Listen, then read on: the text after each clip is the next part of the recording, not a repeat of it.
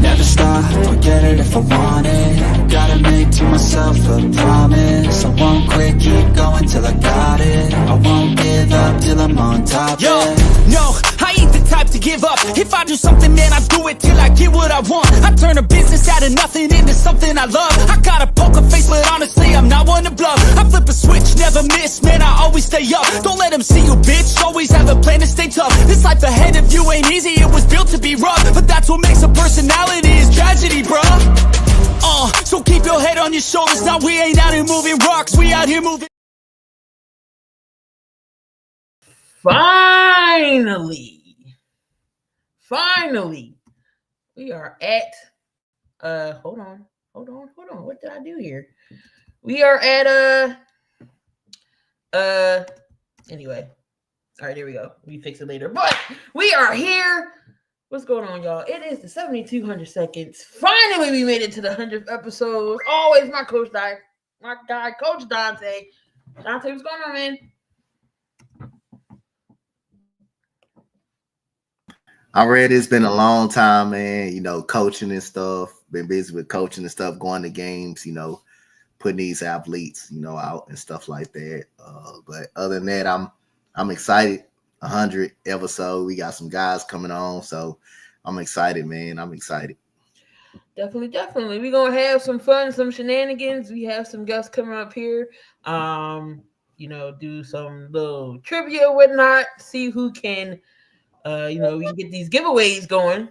You know, I did say, you know, if we had enough, we definitely would contribute to everything. So let's get down to the nitty-gritty of things here. I do know that we do have 2 teams going into the finals this year. Brand new teams. Finally, some brand new teams. It's not the same repeats, but we got the we got the Oklahoma City Thunder going up against the Indianapolis Pacers. Coach, did you think these 2 teams would make it to the finals? I thought the Thunder would make it. I thought Thunder would make it the way, you know, I've been seeing them like all season long. They had a different demeanor in them. The way they were beating people down. They weren't just beating people, they were destroying people. They had the number 1 ranked defense all year long. They had the number 1 ranked offense all year long. They can make shots. They got great coaching. Superstar and Shai Gilgeous-Alexander over there. They got five guys coming off the bench that could actually start for other opposing teams. They're deep. They're deep as a whole. So after the in-season tournament, I pretty much knew that I think that they were going to make the finals. But the Pacers, I did not see them there. I knew they were a very good offensive team. I knew they were going to be good. They were good offensively. They've been good offensively. They've been good all year offensively. Defensively was where they had the problems at on the defensive side of the ball. But like I say, if you get into a scoring matchup with the Indiana Pacers, that's not a matchup you may not even win the game. So other than that, like I said, I didn't think the Pacers were going to be there. And a lot of people said they couldn't beat a healthy team. Well, they just beat New York, who was healthy. I mean, they beat Cleveland. I mean, you had Donovan Mitchell, you know, going crazy. They had Darius Garland probably out, which is I don't think Darius Garland probably shouldn't have came back because he didn't look right. But other than that, I think they beat 2. Yeah, they beat 2 pretty much healthy teams in the playoffs, and one was the New York Knicks. But I didn't expect the Pacers to beat up. But I expected the Thunder to beat up because, like I said, I knew they were going to make it out to the in-season tournament. I said they're probably to make the finals. Yeah. Didn't think Indy was going to make it there. Didn't think Indy was. Still trying to get these together here. Oh, there we go. And all right, you know what?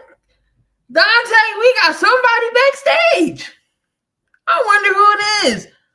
It's my guy, Cool McCain. My guy, Cool McCain, jumped in on us, man. Hey, congratulations to y'all for episode 100. I told y'all, about 3 months ago, I was hopping on. Yeah. So I got to leave about 6:25 because I got to do Monarchs. But until then, let's get it. Yeah, so we just talking about the finals real quick. Cool. Did you think that we were going to see OKC versus Indy? I thought we were going to see OKC versus New York. So I thought New York would have a meltdown that they had in the Eastern Conference Finals in the finals. So I thought it would be New York and OKC. So shout out to the Pistons for making me wrong. You know, can't be 100%, but I will be right about my champion because OKC is about to handle business, but it won't be no sweep. Yeah, no, it's not gonna be no sweep. It ain't gonna be no sweep. Talk about what went wrong for the Knicks. Dante, what went wrong for the Knicks in Game 6? Like everything you could imagine that could go wrong with them. I mean, everybody did call out Karl Anthony Towns for his mislapses on defense, but when you got Mikal Bridges and OG Anunoby, who's also good on defense, and Josh Hart, who's also good on defense, hey man, that team. I mean, that team is those are too many good perimeter players for them guys, Indiana, just to be scoring consistently. Something is really wrong with that, and you expect Karl Anthony Towns to go out pretty much pick up on people, and then you got him switching out on guards like Tyrese Halliburton and Aaron Neesmith. You expect for him to stay with them. You got 3 perimeter players that are supposed to be all world defenders. You can't slow the game down. You mean tell me you can't figure out a way to slow the game down? You can't stop the pace from scoring 120, 120 points and 130 points. You couldn't stop that, and you got all world. And you got Mitchell Robinson that can come off the bench in the fed shots. You mean tell me you can't hold them at least up under 100 and 115? That's a problem with the whole defense. Another problem. Tom Thibodeau, starting to lose the locker room. He's starting to lose Josh Hart. Him and Josh Hart got into countless of arguments. Mikal Bridges, someone that don't say nothing at all. And I believe that was really the turning point right there all year long. I believe that really kind of got when you have a guy that don't say nothing, that really don't complain about anything, but he finally comes out and say something to you, say that he's tired and we are tired. That's a problem. So that tells me the players are not okay with you in the locker room. They lost faith in you. Then when you have a 7-man rotation, you played that 7-man rotation, you keep it going in the playoffs. That hurts them too. So other than that, when the locker room lost faith in you, but just because what got him fired was Mikal Bridges actually saying something. Someone that don't really say nothing really at all. And when you have a person that finally come out like that and say something, that's a problem. That's a problem right there. Yeah, no, definitely agree. And they I don't know what it was. Cat been playing some lazy defense. I don't know what it was about the other night, but his transition defense was horrible. There's so many times Indy was getting fast break 1-on-1s during the transition. His transition defense was horrible. Cool, talk about how horrible that the Knicks defense was and what led them to losing. Well, you know how I feel about Saucy Cat, right? I think that as a Nuggets fan, let me start here. As a Nuggets fan, I completely concur with what Coach Dante said. When you play 7 people all year, by the time you get deep in the playoffs, eyes tired, boss. You got to understand, Tom Thibodeau is one of those guys like a Mike Malone. They want to play their same guys. They want to trust just this one tiny little group of guys. That doesn't work in the NBA. You have to have a bench. You have to have depth.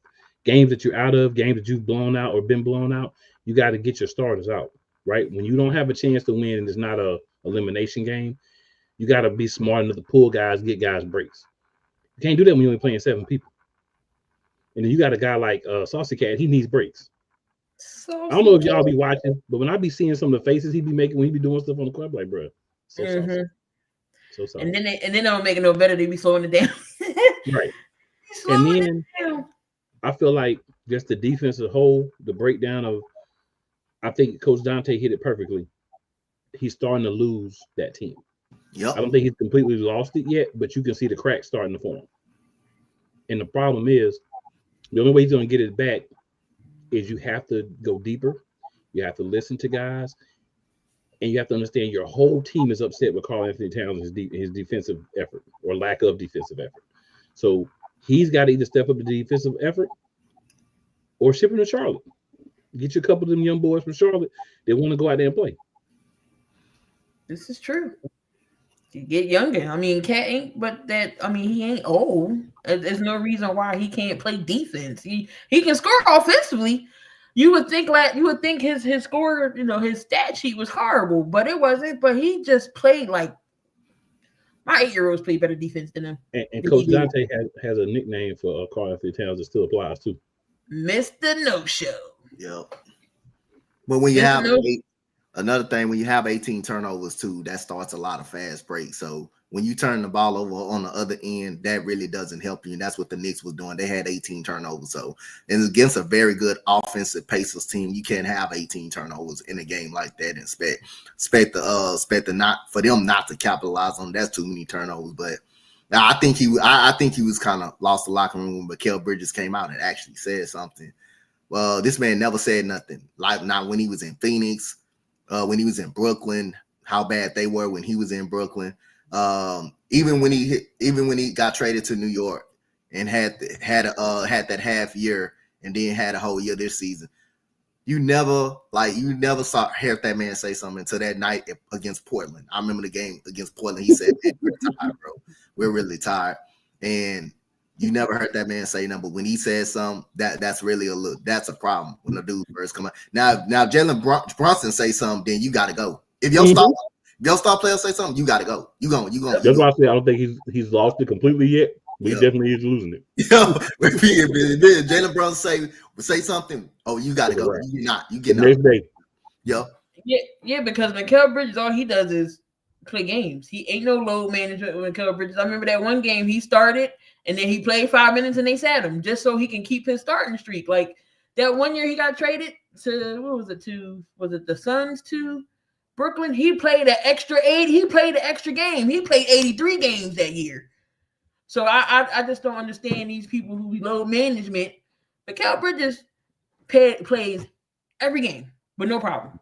But when he says it's an issue, it's an issue because Mikal Bridges, you don't really hear him ever on the court complaining about something. So we got to see what's going on in that locker room. But Tibbs is safe for now, but his seat should be a little toasty. If the Knicks don't get it done again, if they go as far as to the Eastern Conference Finals and don't make it to the finals, is Tibbs gone? Oh, yeah. If they don't make it to the finals, Tibbs gone. I think. Dante, you think Tibbs will be going if they don't? Fact. That's a fact. Yeah. I mean, you built your team to beat Boston. You did accomplish that. You beat Boston. But that team is built to go win a championship. That team is built to win a championship. You got all them OG Anunoby and Mikal Bridges, Jalen Brunson. You got Karl-Anthony Towns. That team is built to win a title. And you got to get the job done. Or if they even show signs of even struggling throughout the regular season, he can get fired at that point. In the middle of the season. Yeah, he can get fired. He can get fired at that point. Or even earlier. It depends on how bad the team is doing. But if he don't get the job done, yeah, he gonna have to go. He gonna have to go. That roster is too talented. That roster is too talented. But what they need to do, they need to get some more bench help. If that man not gonna trust in his bench, well, you got to give him some help. Then that means you got to give him some help on the bench. You got to get them players some help on the bench. So, but yeah, they next year they don't have a good season. If they struggling in the middle of the season, don't be surprised if they make a move early. If Jalen Brunson says something, the move gonna be made. No, it's gonna be made the next day. It's gonna be it may be made that night. It may be moved made that night. They ain't gonna hesitate. Con man, appreciate you. Congratulations on the 100th episode, the dynamic duo. Appreciate y'all. The rumors are circling around. The Giannis would stay on the East Coast, but there isn't really a team who's equipped to acquire him. I mean, somebody said New York, but what the hell do you do with Cat? I don't think that would work. You got to include Cat in the trade. Right. Oh, happy birthday, Burn. Happy birthday. Right, you would have to have Cat in the trade. Ship him to Milwaukee? Yeah, I mean, you have to send him to Milwaukee. Now, if I'm Milwaukee, I don't want Cat, but you would have to include him. Right. They're like defensive big men, and that ain't Cat. You know, Bucks fans will have a fit if they get Cat. I mean, they can. Well, no, they can't have Gobert. He with Minnesota. Speaking of Minnesota, great segue. What does Minnesota need to do next year? Who they need to go after? Who they need to cut? Who do they need to pair with Ant? Who we start with you? I honestly don't think they need to really make any major moves. You can always go and grab you like a big, a stretch 4 or 5, you know what I'm saying, some depth on your backcourt. But I don't think they need to make any big moves, but I think maturity. Anthony Edwards is the best player on the team. He's got to be more mature. He's got to be more focused. And he's got to stop worrying about taking women down and making babies and playing basketball. Like, that's the thing. Like, he got to really sell out and say, I'm going to focus on basketball. All the other stuff, I'm going to have to put that off. And I'm going to really have to focus on being great if he want to be great. The difference between them doing what they did this year consistently and going further is one simple thing. Anthony Edwards got to get to the next level. He got to take the ball to the hole. He got to become a top 10 player in this league.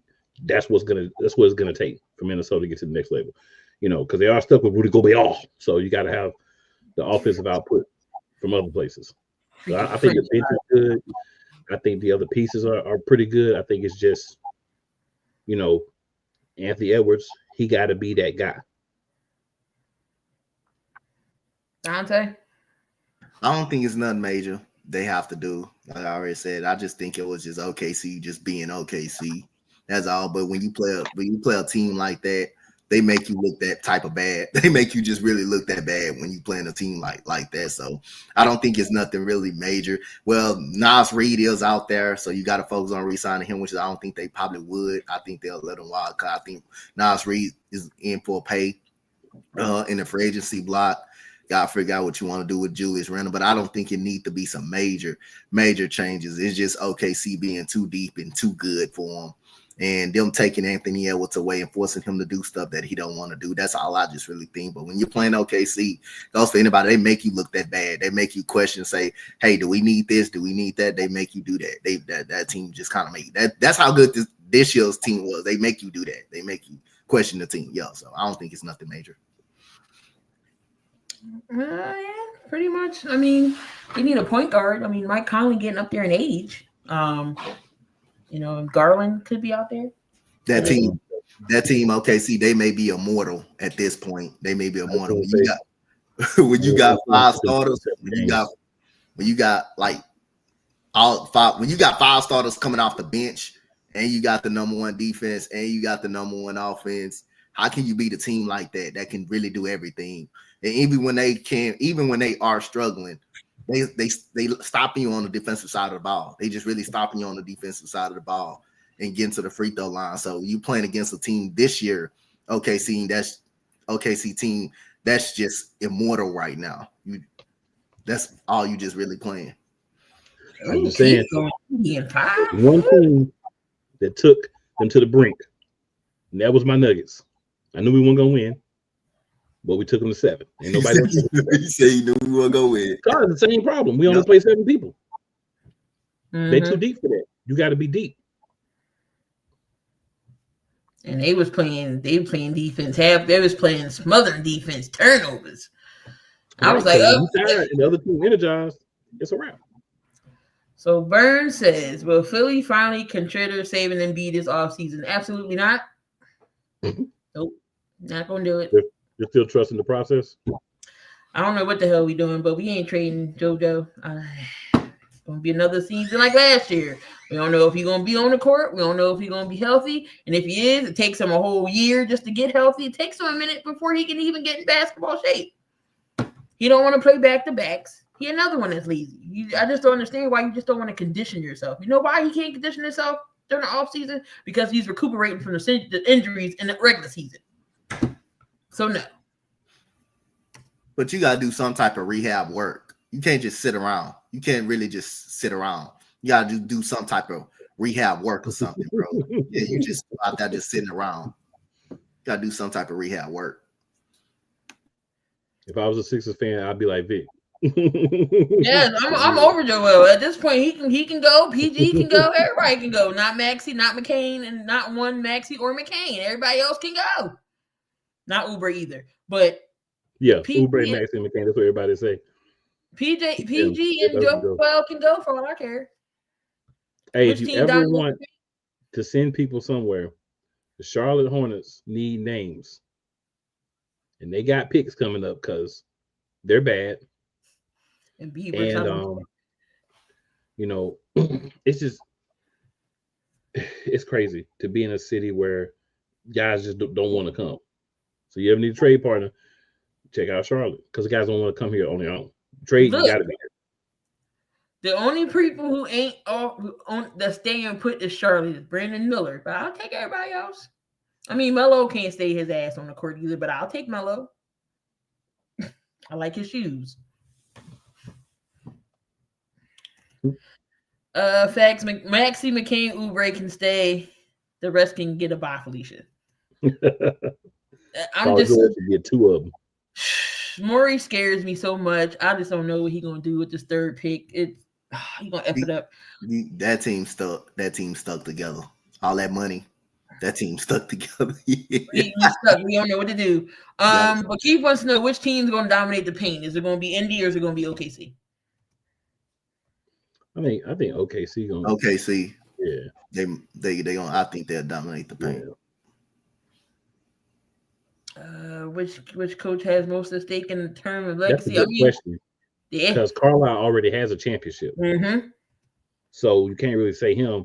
But the other dude, he young, so just getting there, I think, is good for him.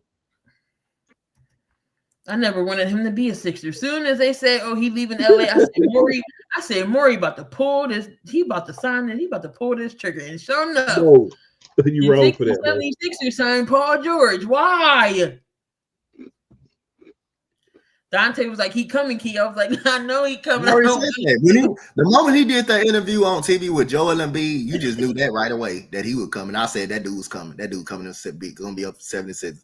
And what's the one thing he did right? What's the one thing he did as soon as he got that damn money? He gets hurt in the preseason. In the second game of the preseason, he gets hurt. Joel Embiid cannot start the season healthy. He gotta take a physical and get in shape. And you just have bam, you got problems right there. Tobias Harris cussing out the fans and stuff. He on the Pistons. He in the playoffs. So like the Sixers can't do right from wrong. When they try to do right, they can't do right. It continues to do wrong. They continue to do. Morey going. He's going to f up this. He's going to f up this pick somehow, and I'm going to be up. They did their best cool to get Ben Simmons up out of there. They worse without him. They get worse without this. Joel Embiid played the Olympic basketball last offseason. Then there was no reason why he was still out of shape. Did you see how he played in the Olympics? There was no reason for him to play in the Olympics. Yeah, he shouldn't even be on that team. If you always hurt and you always got all this other stuff going on, why are you trying to play in the Olympics? Sit down somewhere. Would you guys call the Celtic championship run too easy? I don't think it was too easy. Nah, I wouldn't say it was too easy. No, it was never easy. I don't think a championship is really never easy. I don't think that. I don't subscribe to that tomfoolery. No, it ain't easy or whatever. But yeah, June 25th, we will be doing the draft. I will be covering the draft, so y'all can see my live reaction in person. He got to pick. He got to pick it right. He actually got to pick. He actually got to pick right. Yeah, Dr. J. Barkley and Moses Malone are not coming through that door. That's true.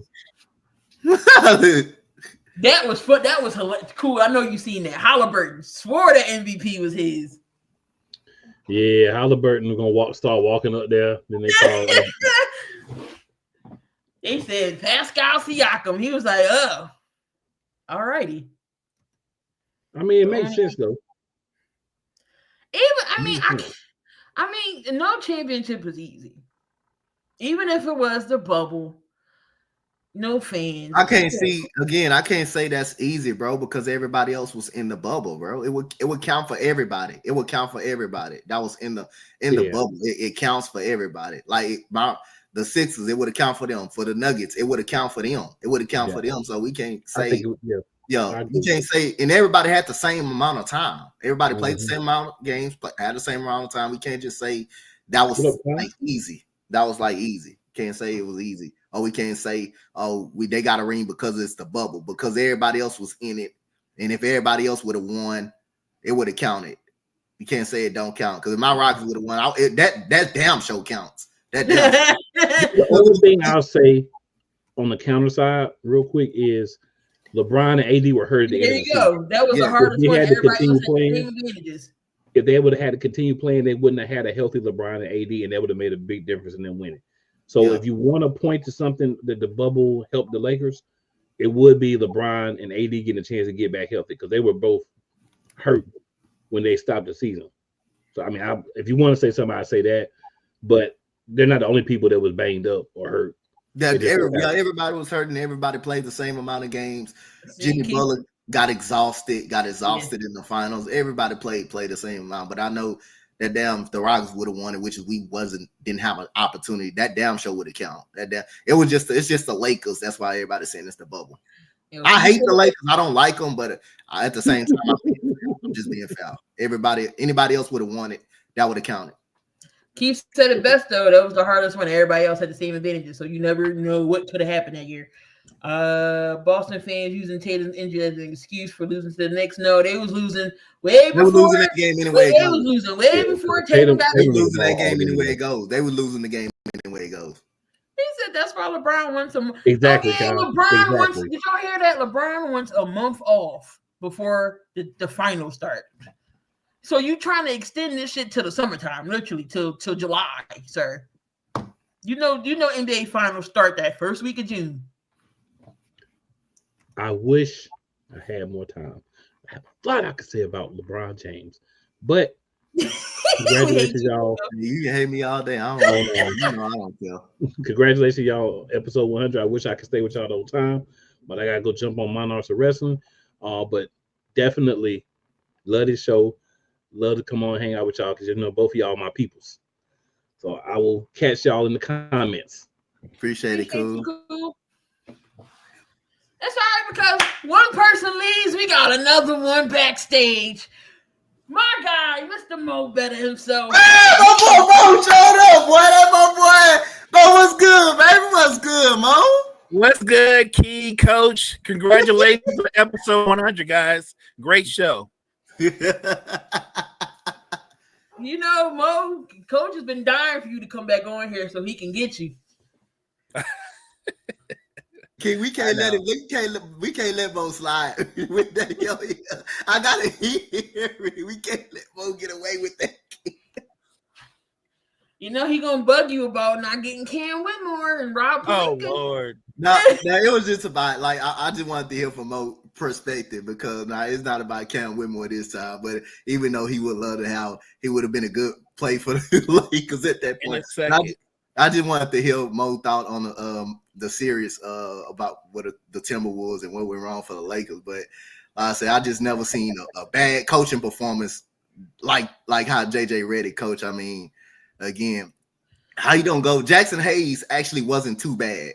He played well with Luka in the pick and roll. That alley-oop, that lob, that he was that lob threat for him. That worked a lot. But at the end of the day, how do you play Maxi Kleber that had a broken foot, that haven't played in 3 months, and the first thing he do is shoot the ball off the backboard. He steps out of bounds the second possession, but you're in the zone. You're in the zone defense, and you just let Rudy Gobert just goes. You just basically turn him into a Hall of Famer in that game. 27 and playing small. He is never going to have them numbers every game. You just basically turned him into a Hall of Famer by going small, and he did what he's supposed to do. He ate him up. He took advantage of that. But I want to get your thoughts on the series as a whole, though. No, I think you hit it on the head, Coach. I just thought it's series like that people underestimate how much coaching matters, how much your coaching experience and what you know under fire matters. JJ Redick's a really smart guy, but he has no experience as a head coach. He's never had to make an adjustment. And I feel like he thought just coming in, it was as simple as, I got LeBron and Luka, and my two best players are going to be better than their two best players. And it wasn't that simple, because the Lakers are a poor defensive team. They're probably one of the worst transition defensive teams in the NBA. And when you put them in space, especially on the perimeter, you can get whatever shot you want, because their perimeter defenders aren't any good, and their rim protection, it's not there. So am I surprised that they didn't beat the Timberwolves? A little bit. But to be fair, in that series, it wasn't just Anthony Edwards is the Timberwolves' best player. But I got to be honest, I thought Julius Randle was the most consistent. He was the man. The game 5, he was the man. Game 5, he was the man. He closed that game out. He closed the game out. He was terrific all the way up until they played the Thunder. He was terrific all throughout the playoffs, which is, I have to give Julius Randle his flowers for that. He was consistently productive. He competed on defense. He didn't struggle until they played the Thunder, but that, again, coaching matters. Yeah. Their coach said, you know what, we're not going to put bigs on you because you're too quick for our bigs. They put Caruso. They put Dort. I saw J-Dub on him. They put people who were quicker than him, who he couldn't use his handle on, and every time he tried to handle the ball, he got ripped. So that was just great coaching. That was a great adjustment. I don't know if anybody thought that was going to be a great series. I came into that series thinking if Minnesota made it go 6, that would be awesome. But you're talking, like you said, when you play Oklahoma City, it's like an avalanche on both ends of the floor. It's like an avalanche. You can do well, play your best, and you're like, we're only down 5, and then they go on a 15-2 run. And then they clamp you down, and you're struggling trying to play catch up. And you can't play catch up with them, because what is SGA going to do? The first thing SGA is going to do, he's going to get your team in the penalty. And when he gets your team in the penalty, that helps his team out. Now, everybody on OKC can be aggressive. They can get to the foul line. They generate offense so many different ways. And then they can clamp you down defensively like few teams I've ever seen. Like Oklahoma City has 5 legit lethal defenders on the wing. When you talk about, it's not just Dort, it's not just Caruso. Cason Wallace is a good defender. SGA, J-Dub, even when he struggles shooting, he's always great defensively. And then you got 2 bigs with Ihart and Chet who can play in space. Because Chet doesn't move like a big man. Chet moves like a small forward. And you can't compensate for how much ground he can cover. So, look, I enjoyed watching OKC throughout this season. I really thought they grew up in the Denver series. And I hope, as a basketball fan, the Pacers can make it a great series. But if I was putting money on it, I don't think it's going to be a long series. I really don't. Like, it didn't matter who was playing them. They would be whoever that was going to play them. That was agreed. But it was just like, it's hard to, like I said, Mo, it's hard to be the team that's immortal like that. I mean, they got number 1 defense, number 1 offense. They can shoot the basketball. They got 5 starters on the bench who can play as a starter right now. How you can be the team? How can you be the team like that without it's just tough. They just put you just like you questioning what the Timberwolves need. It's not much that the Timberwolves need, but that's how OKC make you look. They make you look like, damn, we need somebody else. We need somebody else. And I think if there's anything Minnesota need, they may need another guard, another younger point guard. But that's how OKC just makes you look. They make you just really look that bad. They really do. Look, they're the deepest. They're not just the deepest team in the league, because the Pacers are deep. But when you play OKC, their 6th, 7th, and 8th man, it's like you're playing starters. There's no drop off. It's like you're playing starters. And how do you overcome that? Like, they can have a night where they beat you by 15 and SGA goes for 20 because they have so many other options offensively. I'm not going to write the Pacers off and say they can't be competitive, because I will say this. If any coach can make it a good series, it's Rick Carlisle. Rick Carlisle. He'll scheme it up. He already knows going into this series, he's already got one mismatch. He's already got a mismatch. It's just a matter of how often he can use it. Because if you look at how OKC's constructed, if they play Siakam head up, that's a problem for them. They're the little people that they put on Randall. You can't put them on Siakam. You can't put a big on him because he's too quick for iHeart, and he'll bully Chet in the post. So they're going to have to double Siakam, which will open up other opportunities. There's no one person on Oklahoma City that can guard him. So I do think Rick Carlisle knows how to scheme up mismatches. Good segue into this question. So Keith asks, how will the Pacers defend Shea without overcommitting and open up OKC spacing? I think they're going to put their best guys on them. They're going to put, if it was me, actually, I'll spin that around.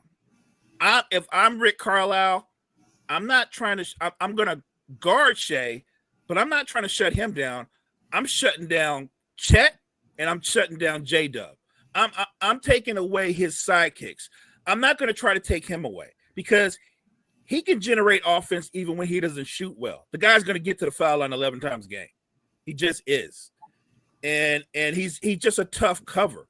But if you can stop anybody, you can't stop J-Dub. You can't slow down Chet.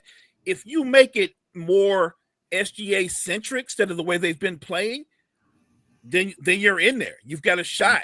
But I wouldn't focus on stopping him. I would focus on stopping everybody around him. Yep.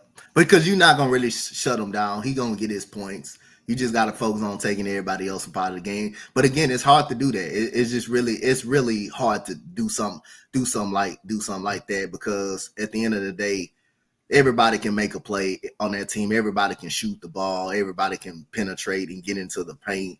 It's just hard to stop that team overall. Then they back you up. They'll take Shea out, and they don't lose no ground. When they do take him out, they don't lose any ground. And if they are struggling, they stop you on the defensive end. They stop you on the defensive end. And then, like I say, it's just if you catch them on a bad night, even when they're struggling, they know how to stop you on the defensive end. Their defense will keep them in the game until they can get going. And what's going to get them going is Shea. Shea is going to get them going at some point. So you got to expect that to happen. I don't disagree with anything you said, but I will say this. Remember, they've been the prohibitive favorites throughout the regular season. They've been the best. They've been the best team all year long. They've been number one defense, number one offense. Shea just won MVP. They just destroyed the Timberwolves. They're walking in there heavy favorites. The Pacers are coming into the finals with nothing but house money. They're not supposed to be there. They're not favorite at all. That's what I said. Yep. 9-point underdog. OKC, even though we all agree they're the better team, Shea's the best player. When you play with a certain degree of pressure, can you live up to that? The Pacers have zero pressure on them. That's where the series could be interesting. If Indiana wins one of the first two games, do you know the level of pressure OKC will feel? Like I said, I believe they're the better team. If you're asking me right now, I think it's a 5-game series at best. But what if Rick Carlisle can steal one of the first two games? It completely flips the series. I know it's gonna be a good one. If y'all not the basketball fans, y'all not ready for this matchup. I don't know what to tell y'all because it's pretty much they go head to head with each other. They got a couple of advantages. Each team got a couple of advantages, but not close. One more thing though, Key. They count them more on most points. That's 2 years in a row. The Pacers don't supposed to be where they at. They weren't supposed to be in the Eastern Conference Finals last year. They weren't supposed to be in that. And nobody damn sure didn't pick them to get to the finals. We knew they were going to be a good team. We knew their offense was really good. We know their defense is not good at all. They will let you right back in the game. They will let you right back in the game. If they're up, they will let you right back in the game. That's why they lost game 3 to New York, because you never felt like they were out of the game. They couldn't put them away, and then New York get on that fourth quarter run. Same thing. The game before they closed it out, New York got on a run. They got the game was down 8. Then the Pacers pulled it back up. So if you can get the Pacers in a half court situation which I think that's built perfectly for OKC because they can stop people. Then the Pacers can be in trouble if they're come out making shots. They're capitalizing on fast break. They can make it a series, but the Pacers the last 2 years weren't supposed to be in these situations. Nobody picked them to be in the Eastern Conference Finals or in the NBA Finals this year. No, I agree. Look, in a perfect world, I would have gotten Celtics versus OKC in the finals. I would have loved to see that. I didn't come into this playoffs thinking New York was going to beat the Celtics. I don't know anybody that said, "Yo, you know what? The Knicks are going to beat the Celtics." Nope. No one said that to me. That's what the team was built. No, that's what the team was built for. Right. And it happened. If you're going to tell me Boston's going to blow 2 20-point leads at home, didn't see it coming, but it happened. Yeah. And I'm not hating. I think the Knicks had a terrific series. All the New York fans that are disappointed. Yeah. I'm like, you shouldn't be that disappointed. I think you were ahead of schedule. You were ahead of schedule, in my opinion. You weren't supposed to beat the Celtics. And you actually had a really tough first round series against a young Detroit Pistons team. So I think the Knicks played well. They just went up against a team that was a bad matchup for them. Yep. I was rooting for Detroit too. I ain't even gonna hold you. I was rooting for Detroit. Couple games, Detroit got robbed, but it's all right. The Detroit gonna be all right once all season. They get Jaden Ivey back next year. They're gonna be better. Yep. Jaden Ivey is having a basketball camp up and around my way because he's from up this end. So yeah, somebody doing something for Philly then. Somebody doing something for Philly then. Well, technically where I'm at now, I'm not in Philly. I'm in the burbs, on the outskirts of Philly. I'm 10 minutes from Lincoln Financial. Okay. Hush, Dante. We're not gonna do this. We're not gonna do this here. All right. So one more question before we get into our first little trivia to see who gets put on this wheel.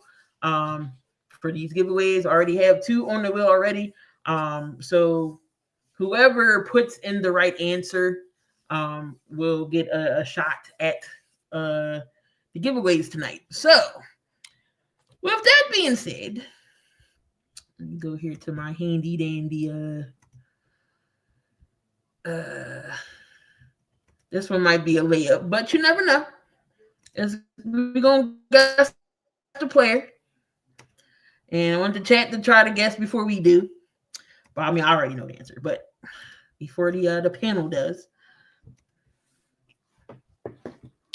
All right, so this player went to UFC, got drafted by the Bengals. And then his last team was the Cardinals. Who is it? Put them in the chat. Who is this person? Who is this player? Get my pen here so I can put names in.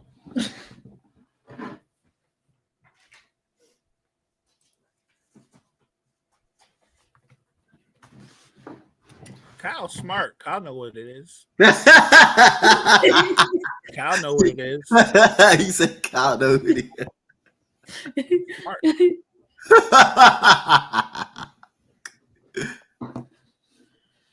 All right. Any others? I see 2 so far. Any others?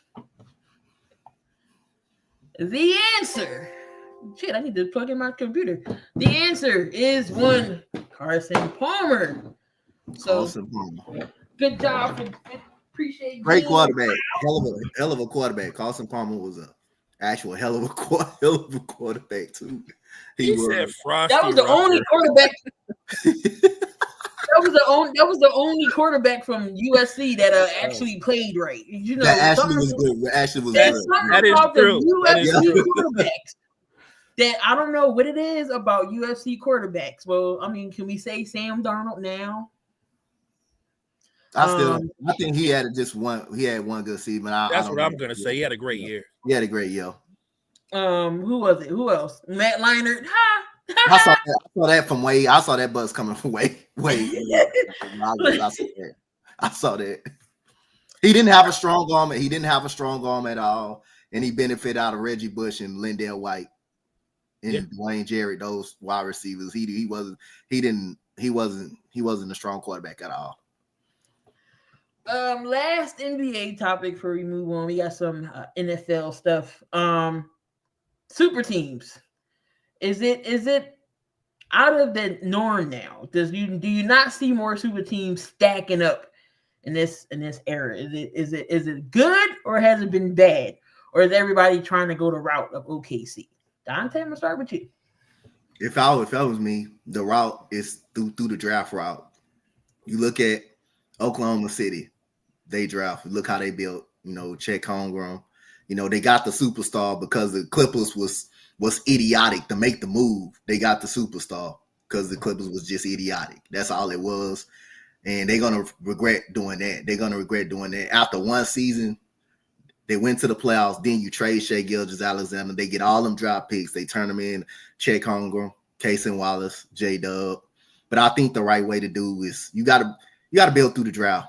It's okay and get some veterans like the Rockets, Tyrese and Alp, Jalen Green, even though he had a piss poor performance in the playoffs, Jabari Smith Jr., veterans. And I think that's the way you Golden State, same way. They built their team, guess what, through the draft. Boston built their team through what, Mo? Through the draft around Tatum and Brown.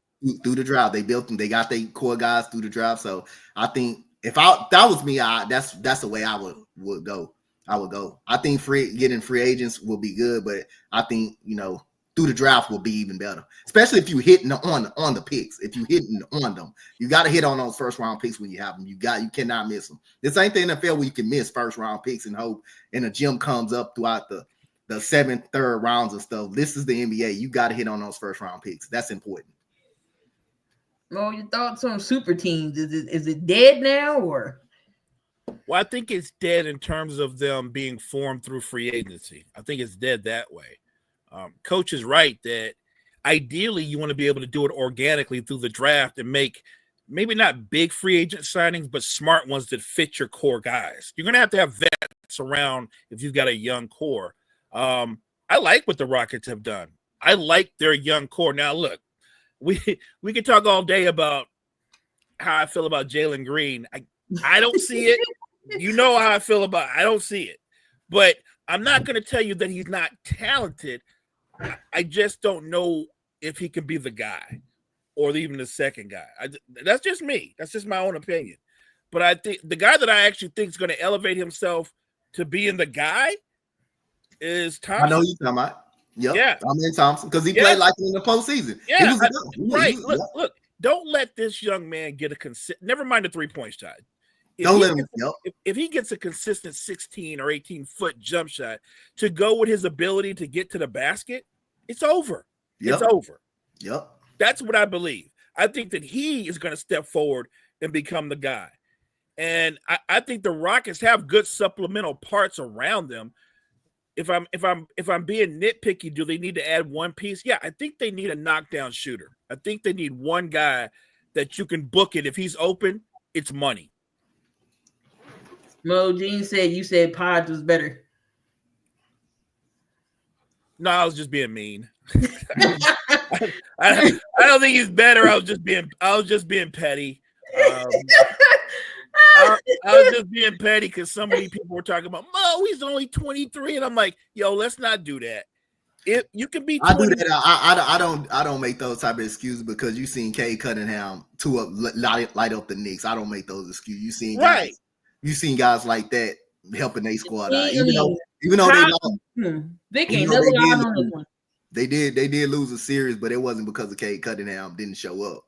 It wasn't because it was just because the Pistons was experiencing and what you call it was just a little bit more better. I'm not boycotting Wingstop, man. That's not true. I was joking that they were gonna fire him. I was joking. No, John, you can't say those words no more. We're not trusting you can't use those words at all for no team. You can't trust no process. The new process is like what Coach talked about. Yep. You got to hit on those picks. Yep. You have to hit on those picks and then build your core that way and then make smart moves around the core. I think that's where the NBA is at because now most teams, I don't care if you're a big market or small market, most owners are not trying to go anywhere near that second apron. The days of having 2 or 3 guys with monster contracts, I think that's gone. Yeah, no super teams. Giannis trying to go somewhere, and then they're trying to get KD and Ant possibly together. Then I heard Giannis and KD in Toronto. It's so much. People say crazy stuff, but think about realistically. What does Toronto have that Milwaukee wants? What do they have? RJ Barrett. Yeah, they don't have anything. What? I mean, maybe Phoenix would deal with them because we are talking about a 36, going to be 37-year-old KD, great all-time player, but this current version of him, he's not carrying a team anymore. He needs help. So wherever he goes, he's got to go somewhere where it's already a stacked squad. Like we talked about in the chat, San Antonio realistically is the perfect fit for Giannis.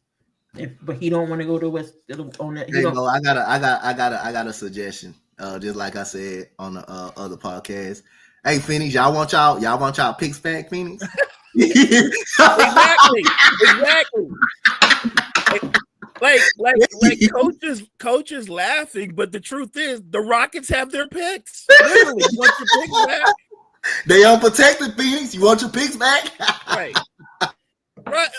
Right. Here's the crazy part. Of course they want those picks back. You know why? Because Phoenix is a lottery team with no picks. How are you a lottery team with no picks? That's sad.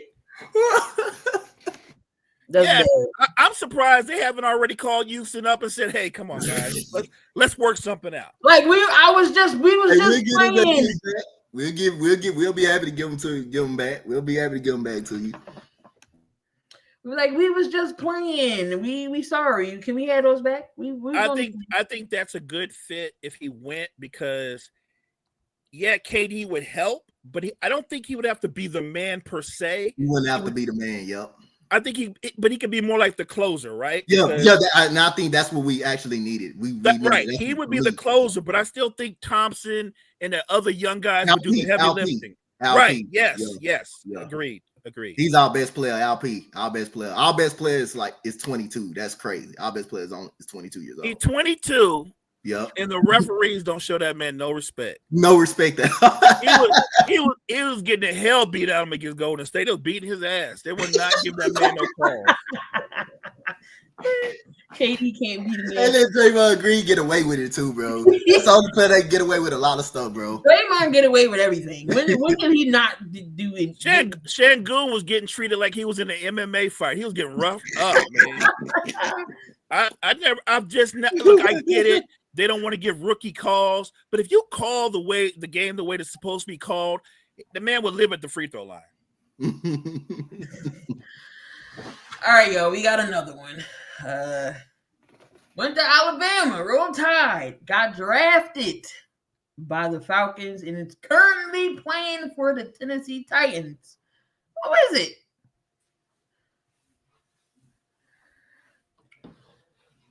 I know y'all know who hasn't gotten in their names in the drawing. So far, we got Kyle Jean and Syjan, who's not here. But Keith, you can get an opportunity if you're still here watching. Who is this player? Do y'all know who it is? Oh, okay. We got one.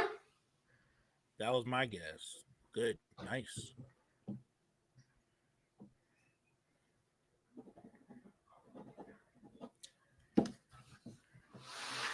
Anybody else? What's up, Syjan? Appreciate you. Any bets on games? Ouch. And Mr. Bets on games. I can't. Anybody else? Yeah, the answer's Calvin Ridley. Yes, sir. I'll take the under on Calvin Ridley's receiving yards. All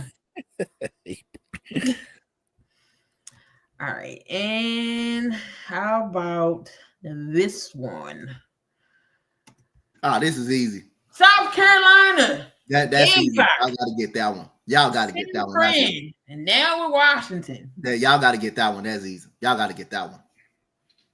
He had to get up out of there, though. You got to get that one right.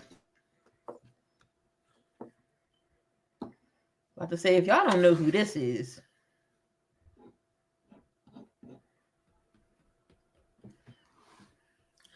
I got one that may or may not stump you, but Mo may know who it is because it's going back. We got that you. No, it ain't Ayuk, man.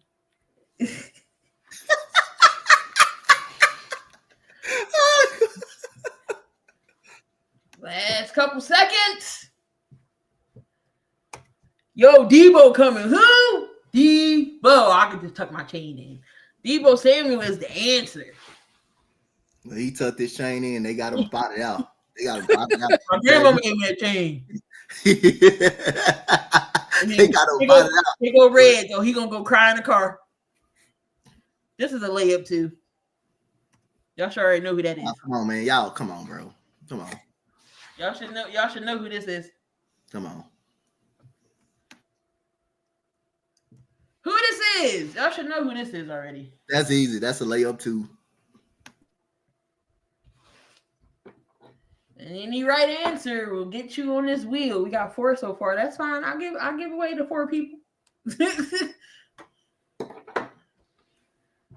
Somebody can get a hat. Somebody can get a shirt. Somebody can get a jersey.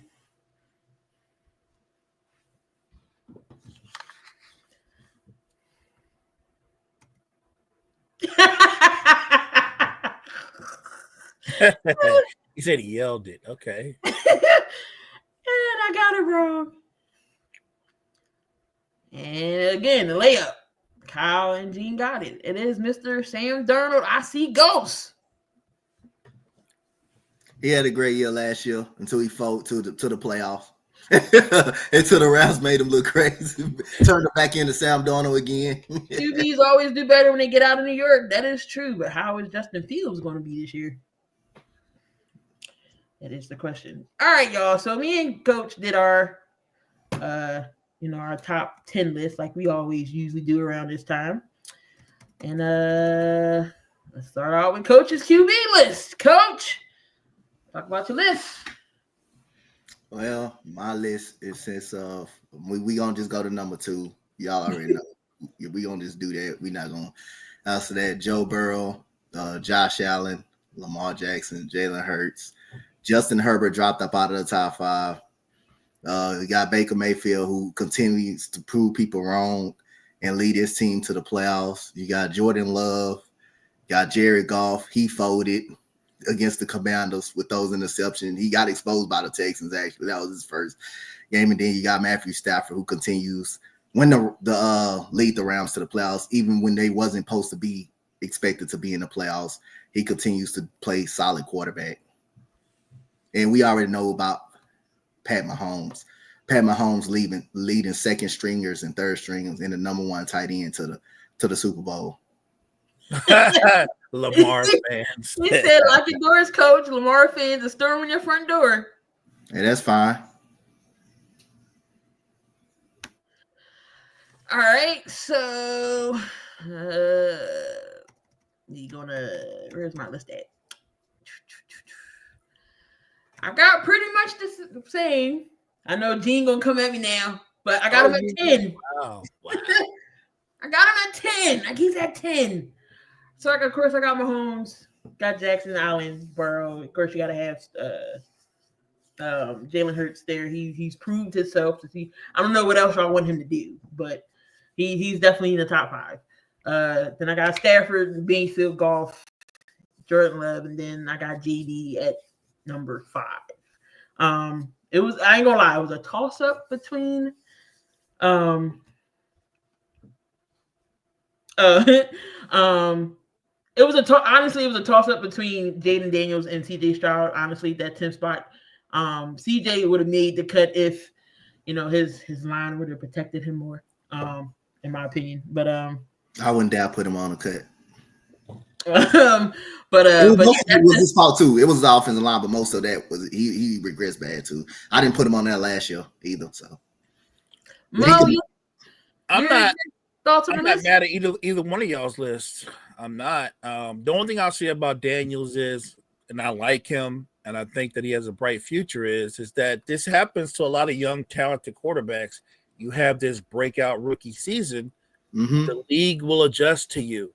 That's why I didn't put him on. The question is, will he adjust to the league? Because look, Stroud is tremendous, but he had to adjust. He still got to adjust to the league. Daniels is going to have to adjust to the league, so we'll see. I'm not saying he's not the real deal, but I don't know if he's going to be top 10 this year. He might be better, but I don't know that the team is going to have the same success. Yeah. Yes, I got Burrow over Hurts last year. CJ Stroud was like that last year. I didn't put him on no top 10 list, and he had a rookie slump. And I treat every rookie the same, pretty much the same way, pretty much. All right, so I'm gonna start off with my running back list.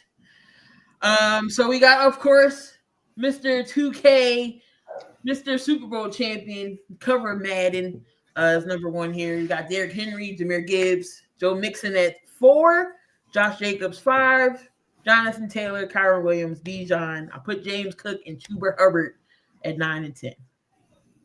All right, Gene, hold on. Gene got a hot take real quick. He says, if I was starting the franchise today, I'll take Joe over anybody.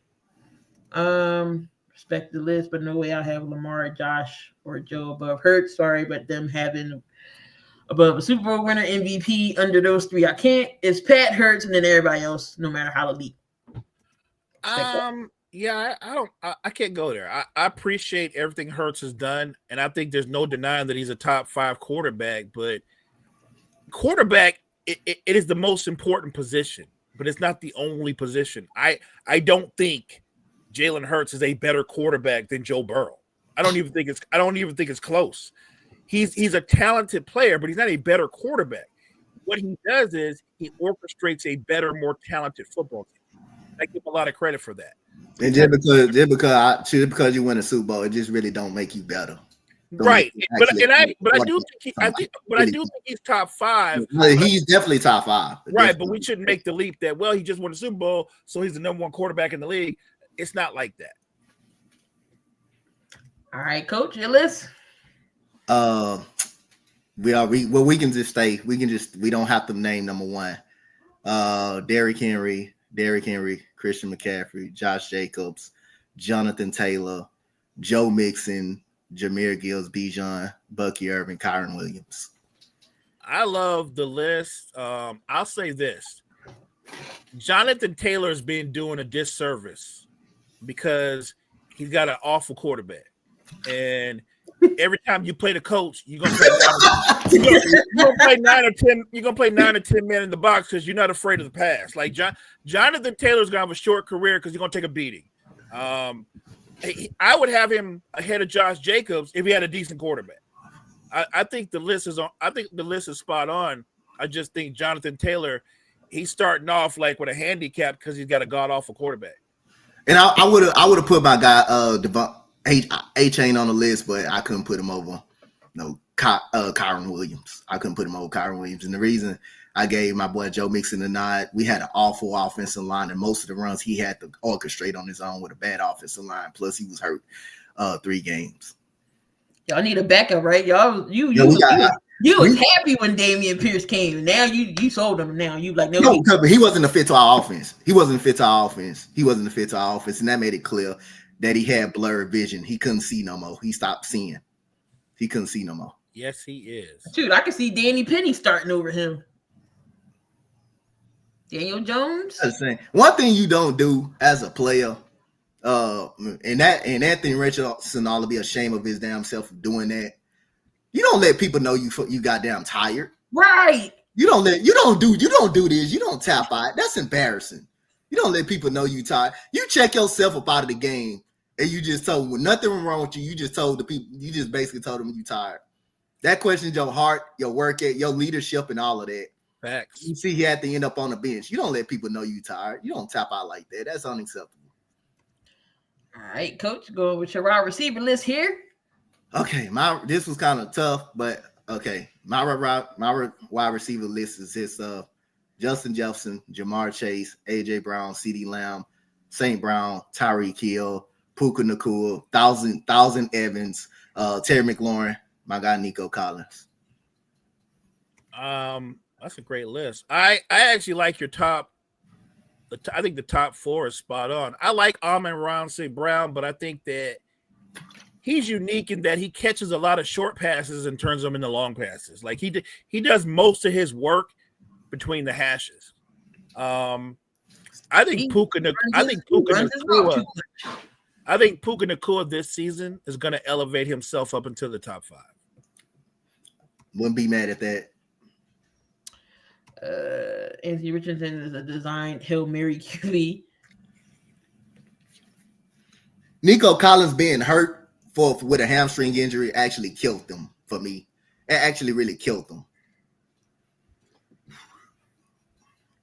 I'll put Nico over on the projection list. And Mike Evans is just Mr. Consistency. He just made every year, 1,000 yards every year. All right, so go my list. We got Jamar. I got Jamar number 1. In my opinion, I just think Jamar is just a more physical receiver than Justin. I like JJ. Don't get me wrong. JJ, CD, and I got AJ Brown on my at 5. Mike Evans, Terry, Puka, got Garrett Wilson, and then Drake London. I think Garrett Wilson could be top 10. The problem is he hasn't had the benefit of good quarterback play. And this season now you're coming in with another new quarterback who's still a young quarterback. I don't know if Garrett Wilson. They still got chemistry though. The Ohio State days. Yeah, but they're not in Ohio State. They're with the Jets now. They're with the Jets now. I'm just saying. I hope it works out that way. That chemistry kicks in, but we'll see. It'll be interesting. I love Garrett Wilson as a talent. I just think he's never had the benefit of playing in an offense where he can get down the field and really go at cornerbacks and stuff. But maybe this is the year. Drake London. I like Drake London, but the only thing I question is how good is Penix going to be on his end? I know what Drake London can do, and I think I thought Penix was a talented quarterback coming out of college. Is he going to make that leap to where he's a top 15, top 12 quarterback? I ain't gonna lie. I wanted to add Neighbors to this list, but I'm like, I still need to see more Neighbors. Even though they had a horrible year, Neighbors still got over 1,000 yards. You can use this. Usage doesn't have a quarterback. A lot of our receivers don't have a quarterback. Still not top 10. Penix better be good enough for that 8th pick. That's true. They're gonna go back with Kurt again. That's facts.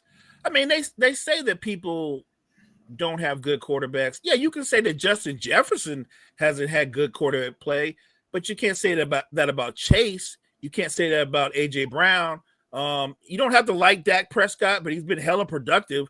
Amon-Ra St. Brown, he don't have a bad quarterback. Like who on here has a bad quarterback other than Garrett Wilson? Just being honest, because Matthew Stafford, that dude can fling the football. Mm-hmm. Yeah. That's the only reason the Rams continue to make the playoffs, because of that dude. That dude being that good at the quarterback situation. And we don't even bring this up. Like, I think Baker has found his home in Tampa, mm-hmm. but Mike Evans has put up numbers with multiple different quarterbacks. Even Jameis is one of them, Mr. 30 for 30. AJ Brown with the top 10 with Tennessee and didn't have a quarterback. Nico Collins was on coach's list. The only reason he had number 10 because he had a hamstring injury.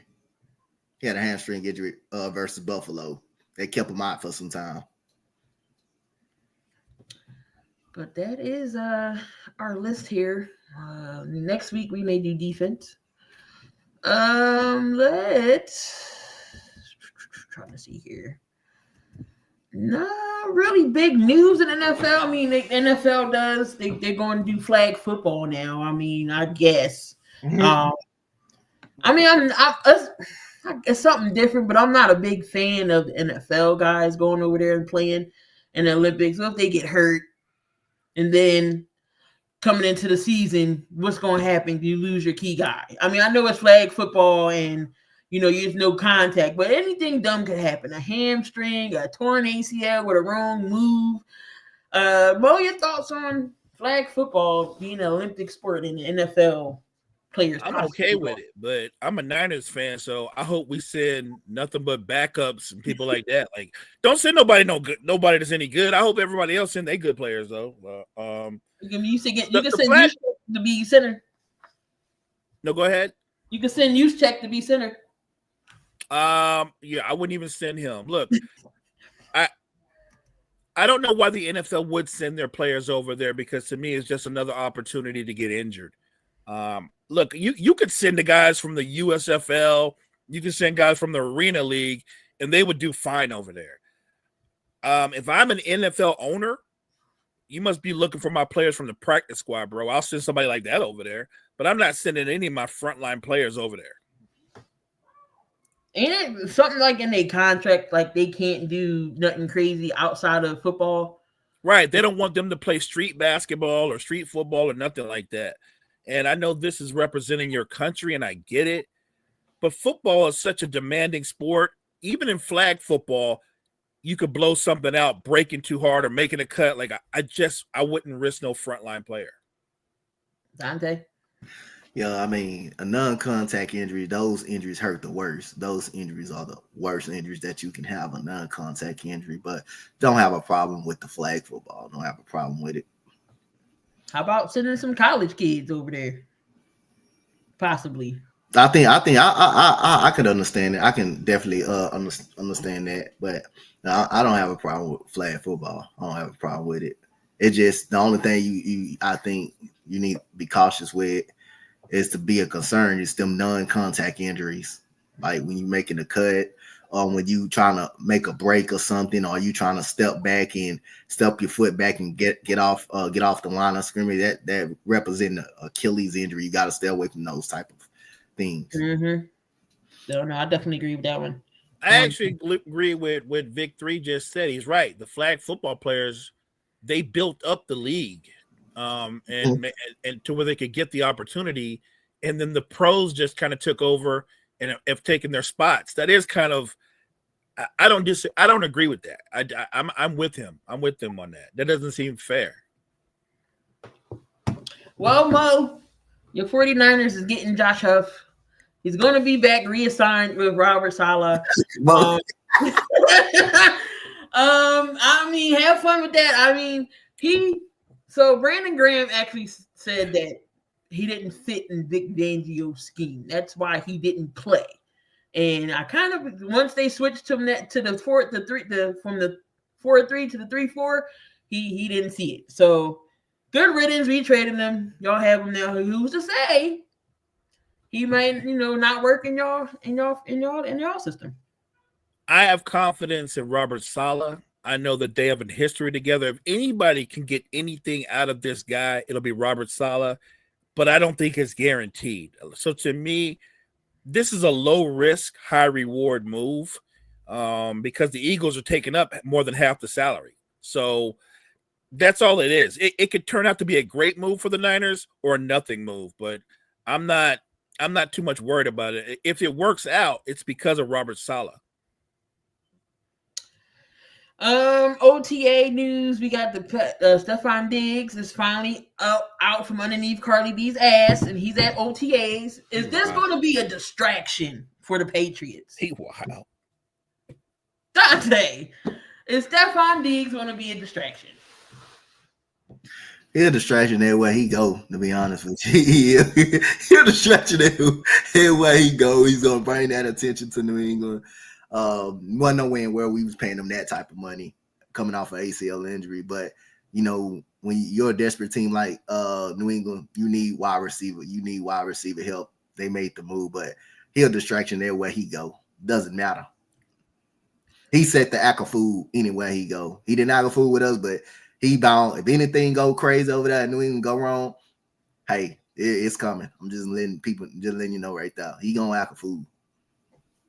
I think my question is his productivity gonna be worth the headache? Like, if he's still going to be a 1,200 or 1,300 yard receiver, then I guess they can put up with the headache. But he is coming off a major injury, and he's not like a young spring chicken. So I'm not sure what kind of production they're expecting from him. But again, you have to factor in how many times that he's going to do something to embarrass your franchise or have people talking about your franchise, and it's not about football. I don't think he's worth it.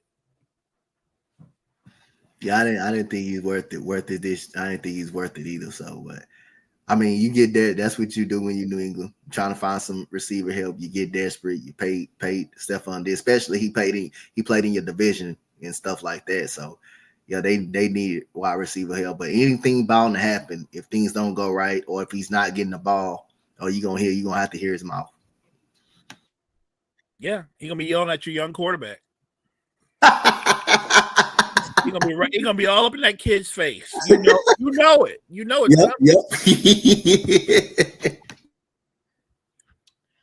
All right, so we got a bench start cut for y'all, and it is a tight end edition. So who are y'all benching? Who are y'all starting? And who are y'all just flat out cutting?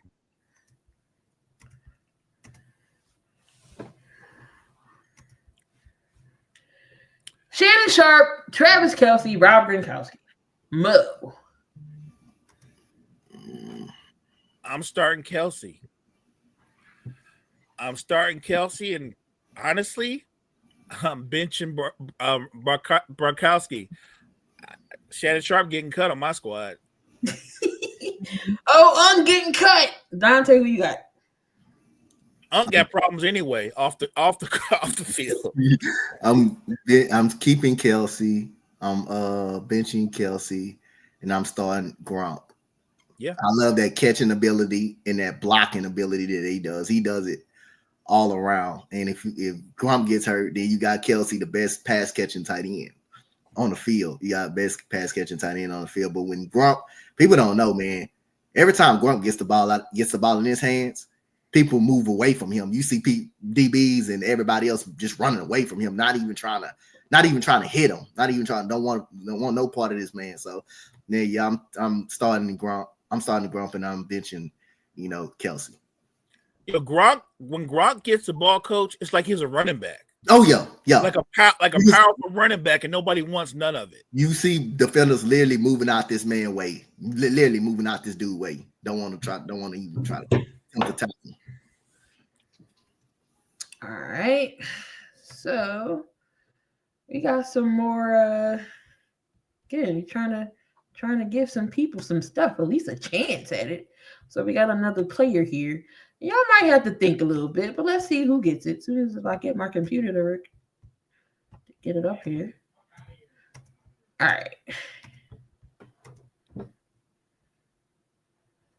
Who this is? We got to go back some ways. But old school. As I said, Mo might know this one.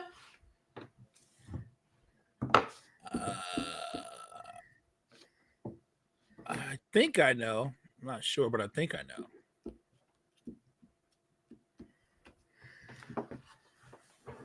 Anybody in the chat? I could be wrong. I'm not sure.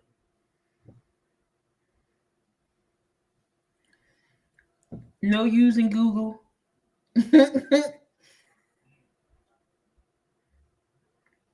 But pretty much everybody cutting on. Everybody's cutting on. Yeah, see, Kyle guessed what I guessed. Say Kyle guessed what he guessed. Anybody else want to take a shot? That's a bad man right there.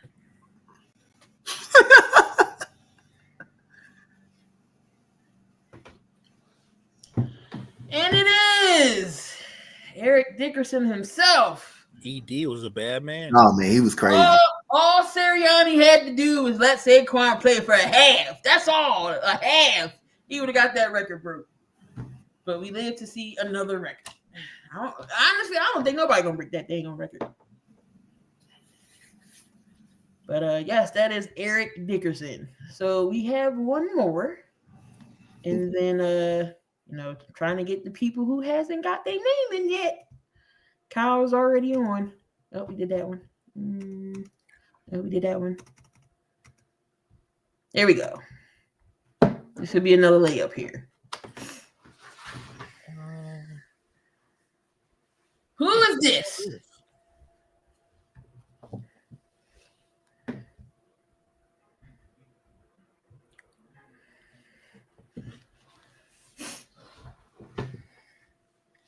Any guesses?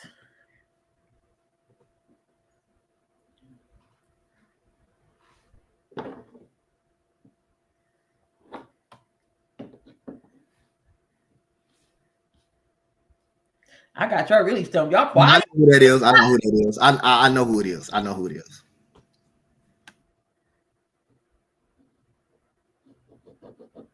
I know who it is. I know who it is too. He had to go too. I know who it is. He had to go. Jimmy G is correct. How the hell you overthrow a wide open Devontae Adams? I felt so bad for Tag. He was wide open. You see Devontae Adams got him spotted out too, huh?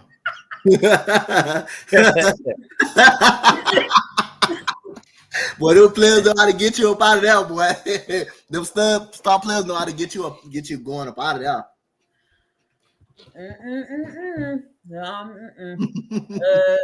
Anything else going on in the NFL? Nothing really. OTAs and waiting for training camps and all that. Ronald Darby retires after 10 seasons. One of the Patriots players retired. Oh, the center. What's up with centers today? David Andrews retired from the Patriots, and then we got Frank Ragnow from the Lions. He retired too. So, hey, if your heart not in it, your heart not in it. You think it's time to hang it up? Time to hang it up. What's going on, Ghoulie? Since Ghoulies here, we got to talk about his Bears. And Caleb Williams talking about something. He didn't want to play for the team, but then he said he do want to play for the team. What do y'all think that Caleb Williams and the Chicago Bears ceiling will be this year? Coach, I'm going to start with you. You got to make the playoffs this year. It's no ifs, ands, or buts. You got to make the playoffs this year. The problem was the offensive line last year. You got an offensive line. I think Caleb Williams was part of the problem too because he was missing open wide receivers. He underthrown some passes, which is everybody knew he didn't really have a strong arm. So based on what he did was just based off his running ability and his ability to escape up out of the pocket and break tackles and allow just by him moving around, just buying time for some wide receivers to get open. They stopped running the ball with DeAndre Swift a lot. So the defense was great. Defense was great all year. That's what kept them in games. But you got to make the playoffs. Those ceilings to make the playoffs. You got your offensive line now. So what's going to be the excuse? The defense coming in this season, we think is going to be pretty good. We think it's going to be pretty good. It was pretty good last year. You got wide receivers, which you had last year. You got wide receivers. You got DJ Moore. You get another receiver in Luther Burton, who I really like. Coming into the draft, the receiver out of Missouri. You got Odunze. You got tight ends over there. So what's going to be the excuse? If this team don't work, what's the next excuse? What's the next excuse? Because you need an offensive line. You got an offensive line. You got an offensive line. So you should be able to run the ball, and Caleb Williams should be better in his decision making. So other than that, your goal is to make the playoffs. I don't care if it's a wild card. You got to make the playoffs. You should be able to get 10 wins. You should be able to get 10 wins this year. That's not an excuse. No, I'm with Coach. I think that let's not forget that Ben Johnson is one of the best play callers in all of football. And he got the coach. Yep. And he's an innovative offensive mind. So he's going to set Caleb Williams up for success. They've got all the requisite weapons around him. So he doesn't lack for talent on the outside or in the backfield. Everybody knows they had to upgrade the offensive line, and they did address it. It might not be perfect, but it's going to be improved. The real question is, we're going to find out, is Caleb Williams the guy that everybody projects him to be? I'm not saying they should win the division, but I'm with Coach. I think they should be in the playoff hunt. They should be there. They should be a 9 or 10 win team at least. And if they underachieve, if Caleb Williams has another season where it's more high turnovers, him holding onto the ball, taking sacks, and he regresses, then that'll be more about him, because I think Ben Johnson is going to coach him up. It's going to be a matter of, does he continue to develop? Does he recognize coverages when he walks up to the line of scrimmage and audible out of them, or if he doesn't? So I think a lot is on his shoulders, but when you're picked where he was picked, a lot is expected. I mean, but again, to ask Gooley question, if you bring up the last comment when he posted the record, if you bring up that last comment when he posted, that team is too good to go 8-9 or 9-8. That team is your ceiling for mine is 10 wins. It's 10 wins. That roster is too good. That roster is really too good. That's disappointing, especially if you don't make the playoffs. That's disappointing. You should get in the playoffs over NFC South, over any NFC South team. You should better make unless the team don't win a division. Unless one gonna get in. One NFC South team is gonna make the playoffs. You may get 2 NFC West teams in the playoffs. You may get two. You may get you're gonna get a North team. You're gonna get a North team for sure. Whoever win your division. You may get 2 NFC South, NFC East teams in. You may get those in. But you got to finish. You got to finish in at least the top 6. You got to finish in at least the top 6. If you can't do that, then that's trouble. That's a disappointing season. Then what's going to be the excuse? That's all I'm saying. You got the coach. You got the offensive line, things that you really needed. You had the defense last year, and you still got that same defense. You got the receiver, so it shouldn't be no excuse to why they regress or why they don't make the playoffs. It should be no excuses. And it came, like Mo said, if they miss the playoffs, Caleb Williams has regressed. That means Caleb Williams regressed. Yeah, they did upgrade that offensive line. Something they didn't do for Justin Fields. They got capable weapons, and they went out and got another tight end. They already had Commit. The Bears always had a good defense. It was offensively they always struggled on, no matter throughout the years of each era. They was always known for their defense. Offensively, they not so good. And to Gooley's point, they never had quarterbacks. Jay Cutler, McMahon, who else was over there? People, nobody's quarterbacks. I think you just named the greatest quarterback they ever had in terms of talent was Jay Cutler. Then you had Trubisky, and you had Justin Fields. So I mean, they're not known for their quarterbacks. We can say that much. Nothing going on with MLB except the Phillies are on a 4-game losing streak. But they're not worse. They're not worse than the Colorado Rockies. 9-50. Oh, 9-50. Every time y'all play somebody good, though, y'all get smacked around. Yeah, every time y'all play somebody. Every time y'all play somebody. Milwaukee was like, yeah, we bitches tonight. 17-7. Oh Lord. It was 17-2 at one point. 17-7. That's a football score. Every time y'all play somebody good, y'all get smacked. 9-7 with the counter. I asked Jake, and Jake from the Jake Sports Talk Show. He lives out in Colorado. I said, Jake, how much is the Colorado Rockies tickets? He said $10. $10. I would go just to go because ain't nothing else to do. You can't beat that. $10. You probably, depending on how much parking is and your food, you probably can go to the ball game for $40. Damn. How much the Sixers tickets was? They was $2. And that was front row. No, surprisingly, the court side seats was still a lot. We talking about in the upper levels and in the surroundings. I think the cheap, no bullshit, the cheapest ticket. Coach, $5 and you can sit right next to the freeway. You can sit next to the freeway now. Right, look, we right next to 95. So hey, we are literally right next to the highway. That's $10 too much. They need to pay me to watch them. For $10, I'll be a better starting shortstop. Hey, you charge $2. You might well let people in free. Goddamn it! Goddamn, you gonna charge? For $2, you should just tell people to dap you up at the door and they can get in. Just dap me up. Just dap me. Well, six is older to they down fans. That's normal. You might well let them in free. Man, y'all need to give me a food voucher with the $2 ticket. Yeah, because parking down there, what is like? I think it's $40. It's $40. It's about $35 to park, and then you got the $2 ticket, and then whatever food is. That's what $50-$60 you spending.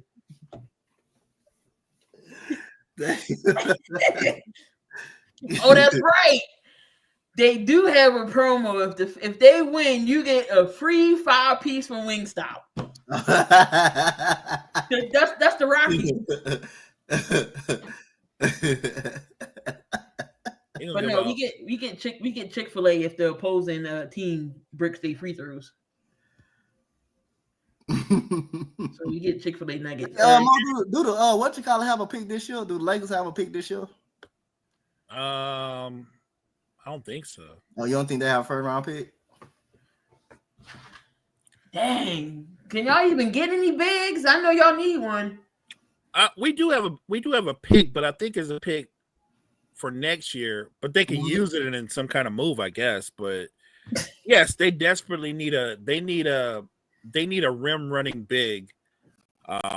Which by the way, it's easy to say that. Try finding one.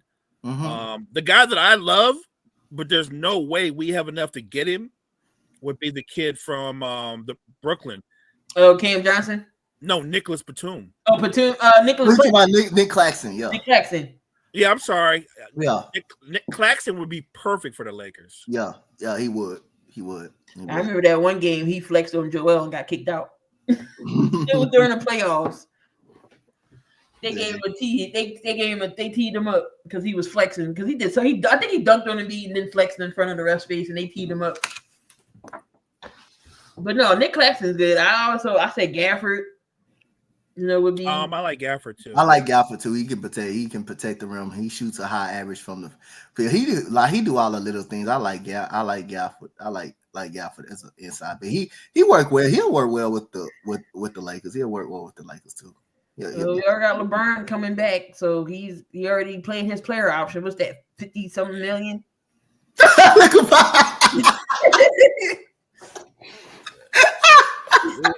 we don't had this conversation before. I'm ready for this guy to move on. This dude is holding my franchise hostage. You got to go. Y'all gonna be for Bronny. Go back to Cleveland, man. Go ahead. Go back to Cleveland and try to be a savior again. It ain't gonna work, but go back to Cleveland. Go back to Cleveland, man. Hey, as long as LeBron now, he calling all the shots. As long as LeBron that's the problem. Yeah, that's the problem. That's the problem. Like LeBron was the one. We should get Russ. Go get Russ. I love Russ, but that was a terrible move. Yep. He wanted the nursing home. Y'all had all the old people. Y'all had Ariza. Y'all had Melo. Yeah, Melo. Right. Yeah. Everybody you wanted 5 years ago. So Sergeant said, is Zion done? It's allegedly he did all this stuff. I don't know. If I'm the Pelicans, I'm keeping them away from the locker room. To be honest, I am keeping them far away from that locker room. You're not healthy. You're not trying to get in shape to try to stay on the court. You always hurt, and then you always having problems off the court. That ain't the first time you had a problem off the court, and now this come up. So yeah, not the lineup. LeBron, Bronny, Bryce, point guard. Might as well put his daughter on the court too. That's wild. Even though Bryce is better than Bronny. I'm gonna say Bryce actually might be nice. I think he's gonna be better than Bronny. I think he's gonna be a better basketball player than actually Bronny is. I think he'll be better. He had that growth spurt because one time Bronny was taller than him. Next one I know, I was like, when he get 6'6"? The ARP Lakers. I'm not arguing. It's the truth. I mean, y'all would have had Mark Williams if his physical went through. You know how bad that dude, his health must be for the Lakers to reject him. You know how broken up he had to be. Like we desperately need a big man, and we told that dude to go home. You know how bad he had to be. That man must have fractures in every part of his body. Like something was wrong with him. To be honest, if he wasn't hurt in this fit, he passed the fit. I actually think he would have helped y'all against Minnesota. I agree. He's a good big. He's a very underrated. He wouldn't let Gobert score no 24 points. Nah, he wasn't gonna let him do that. But like, for JJ Redick not to make no adjustment, and you seeing Rudy Gobert do the same thing, and Rudy Gobert had to have about like 20 dunks that night. Like, then you in a zone when the backside is wide open like that. He catches the ball off the rim and dunks it. Then he catches the ball when people behind him and he dunked the ball. Just to make no adjustment and not try to put Jackson Hayes to match size. That's unacceptable, man. And then you trust Maxi Kleber that haven't played for 3 months, that had a broken foot. The man, you trust that dude more than you trust Jackson Hayes. That was some of the worst coaching that really I have saw. Really, that's unacceptable. To let Rudy Gobert do that the whole game, not like the whole game. That's unacceptable. Chicago. We're the only team that made Rudy Gobert look like a dominant center. The only he's never looked like that. He never looked like that ever. It's like not even on video games. He ain't never looked that damn good. I mean, y'all can always get Vooch from Chicago. They always trying to ship him out. Vooch won't help us because Vooch don't play defense. He can score, but he don't play defense. We got a ton of guys that don't play defense. We don't need another one. Y'all don't tell them, y'all don't need the center not to play defense up. Y'all already got people. Y'all already got people on the perimeter that can't stay in front of nobody. Why would you need a center that can't play defense? Right. We already got LeBron and Luka resting on defense. They're already resting on defense. We don't need more. Gobert in Cancun somewhere. Rob Pelinka said, we're going to get better, but we're not going to move Austin Reeves. And I like Austin Reeves. I really do. But if you're going to try to get somebody that can really help you, you gotta have a trade asset that somebody else wants. The idea that they're just going to get better because they feel like it doesn't make sense to me. Nah, it don't. Brook Lopez, old behind DeAndre Jordan. No, we don't want Brook. Brooks. I mean, Milwaukee don't even want Brook no more. We don't want Brook. Hey, bro, that's that karma for didn't want to come to Houston. That's that karma, boy. Right. Happen to you now. Now, what we don't need is another old guy. We got enough old guys. We don't need another old guy. Let's look for people under 30. Trying to see. You know what? I do like that kid for the Sixers because we do need more rotation players. What's the kid's name? Yabusele. I like him. No, don't take. I like him a lot. I like him a lot. Hey, Quentin Grimes would be a good fit for y'all though. He would like him a lot. Like him a lot too. I don't think Daryl Morey gonna pay him. No, he's not. Yo, I would be shocked if he did. You know Daryl Morey ain't gonna pay that man. You got let's see, Precious Achiuwa, Steven Adams. Nah, we're good. Marvin Bagley III. No, I respect Steven Adams because I think he was great for us. Realize he still got something. He still got something left in the tank. He can rebound and like the ball. He can rebound. He was great for us. He was great. Charles Bassey is a nice young player. I would know because the Sixers didn't give him a chance. He went to the Spurs and balled out. Because who let him go? I don't know. I think it was one of them Sixers. Yeah, because Biyombo, absolutely not. Thomas Bryant. Say who? Thomas Bryant. He okay. He's okay. Clint Capella. No, he passed. No. And then you got Jackson Hayes. They talk about Al Horford. The Lakers gonna let him go. They let him go. I've never seen anything like this before. Jackson Hayes actually had the nerve to say he don't like the way the Lakers treat him. You Jackson Hayes. The best thing you do is run up and down the damn floor. What do you mean you don't like the way they treat you?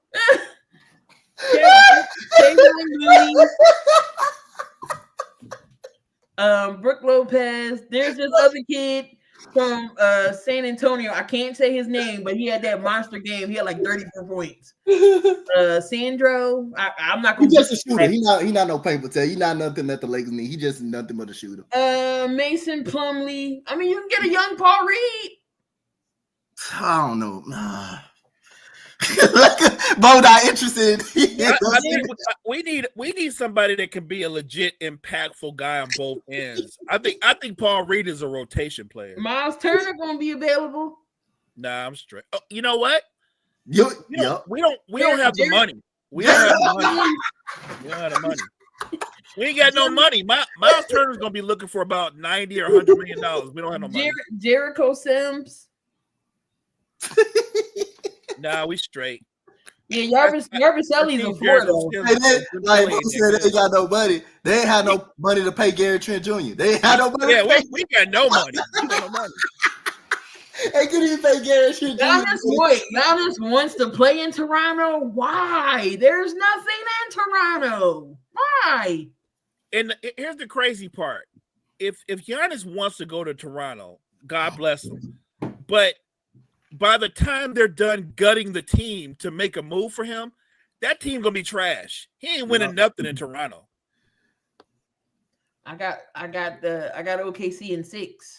They didn't have the Lakers didn't have the money to pay Gary Trent Jr. So what makes you think they gonna pay Miles? Coach, the crazy part is the Bucks they paid him next to nothing and they got him. They got him for the league minimum. They got him for the vet minimum. We didn't have a veterans minimum money?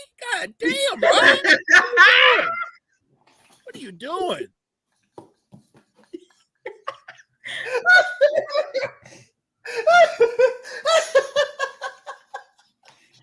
All right, so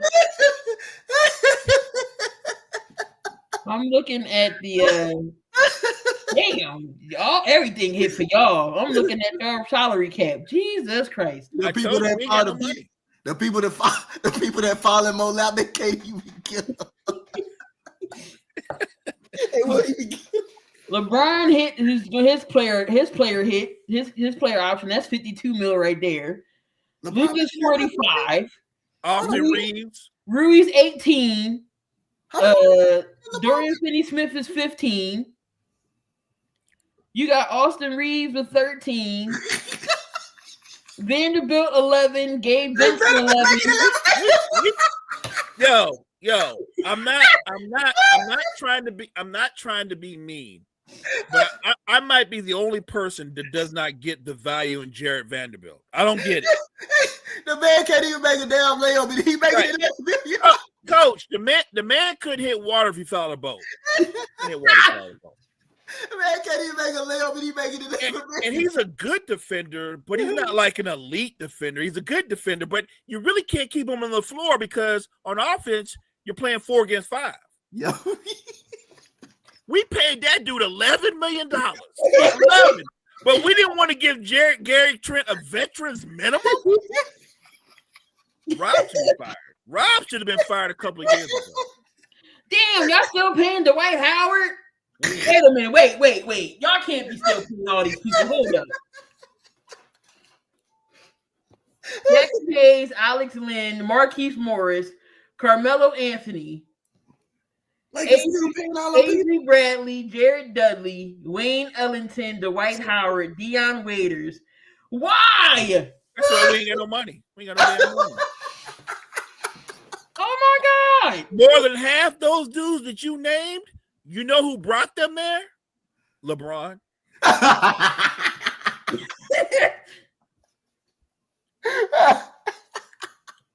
Look, bring him back. He go to Bucks. He'll earn it.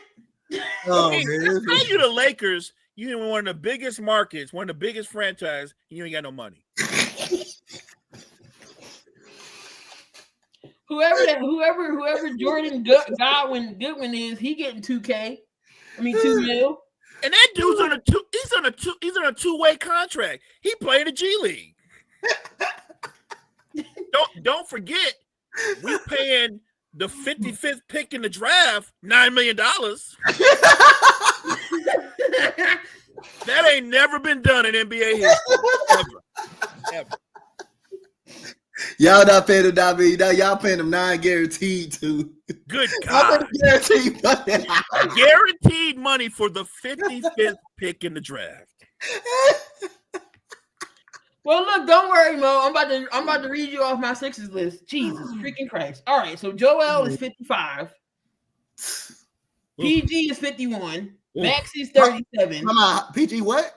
51 million a year, right? Woo! Oubre's 8. Andre Drummond's 5. Jared McCain is 4. Eric Gordon 3. So we got Lonnie Walker, Jared Butler. They're in the 2 million range. And then you got Council and all those guys. Who the hell are we still paying for? Okay, we don't got nobody we paying for. All right, I get Daryl Morey that. Damn boy, that's a good. Say what you want about Daryl Morey. He's doing better than Rob Pelinka.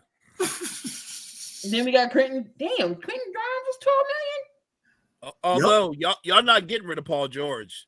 I know. Y'all not getting rid of Paul George. Get rid of Paul George and Joel Embiid. Y'all stuck with them. You're gonna eat them contracts. All right, so the Phoenix Suns is third in total cap with 257 million.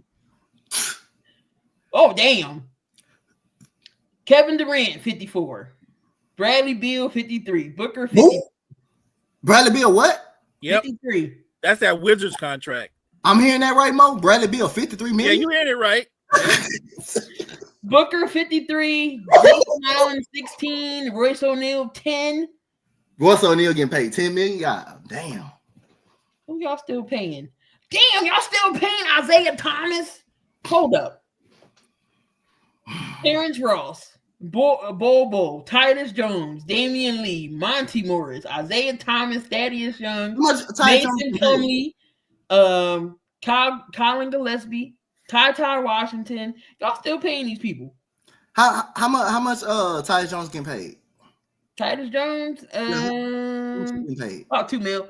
Oh, $2 million? He's one of them underrated point guards in the league, and he getting paid $2 million.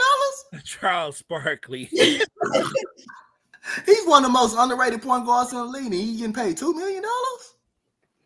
And they didn't use him right when they got him there, because they got him there and they told him to go spot up in the corner, and they made Book the primary ball handler. That didn't make sense. That didn't make sense at all. Booker is Time out. I just think Bronny James getting paid more than Tyus Jones getting paid. Facts. Rob Pelinka. Actually, Rob Pelinka, LeBron James. So I went couldn't to pay Gary Trent. So Cat is getting 53. OG is getting 39. Brunson's getting 34. Mikal Bridges 24. Josh Hart 19. Mitchell Robinson 12. Miles McBride 4. Y'all paying old ass PJ Tucker $3.5. $3 million more than Tyus Jones getting paid. You paying that man that don't play $3 million. He don't even play to getting $3 million. That's Precious Achiuwa getting 11. Oh, really? Yep. Wow. Stealing money. God damn. Precious is making 11. They don't even play Precious. Damn. Cameron Payne getting 2. Shamit's getting 2. Dylan Wright, he's getting 2. That's sad. I'm not gonna lie. I didn't even think Shamit was still in the league. Sixers had him. I thought Shamit was a sports agent by now. I be forgetting the same thing too. I mean, what this dude still in the league? NBA? I was shocked. Shamit's still playing. Damn. They got an expensive payroll when you think about it. Like OG and Bridges are both really good players, but they get paid like top end money, like star money, and they're not stars. Dang. How long Evan Turner been out this league? I know y'all not still paying Evan Turner. Oh no, I was about to say, oh my God. Okay. We got Anthony Edwards. He's 45. Gobert's 35. Randall's 30. 45 is deserved for Anthony Edwards. Jaden McDaniels is 24. Nas Reed 15. DiVincenzo 11. And you got Conley with 10. Damn. Nas Reed, a free agent. He cost He himself money. He probably get paid more than that. I think he lost money after the way he played in the postseason. Yeah. He was bad. Yeah, he was awful. It depends on what team. I think the team still may take a gamble. Nickeil Alexander-Walker might be serviceable for somebody. I think he's free agent too. He had a better playoff than Nas Reed. He played better. Yep.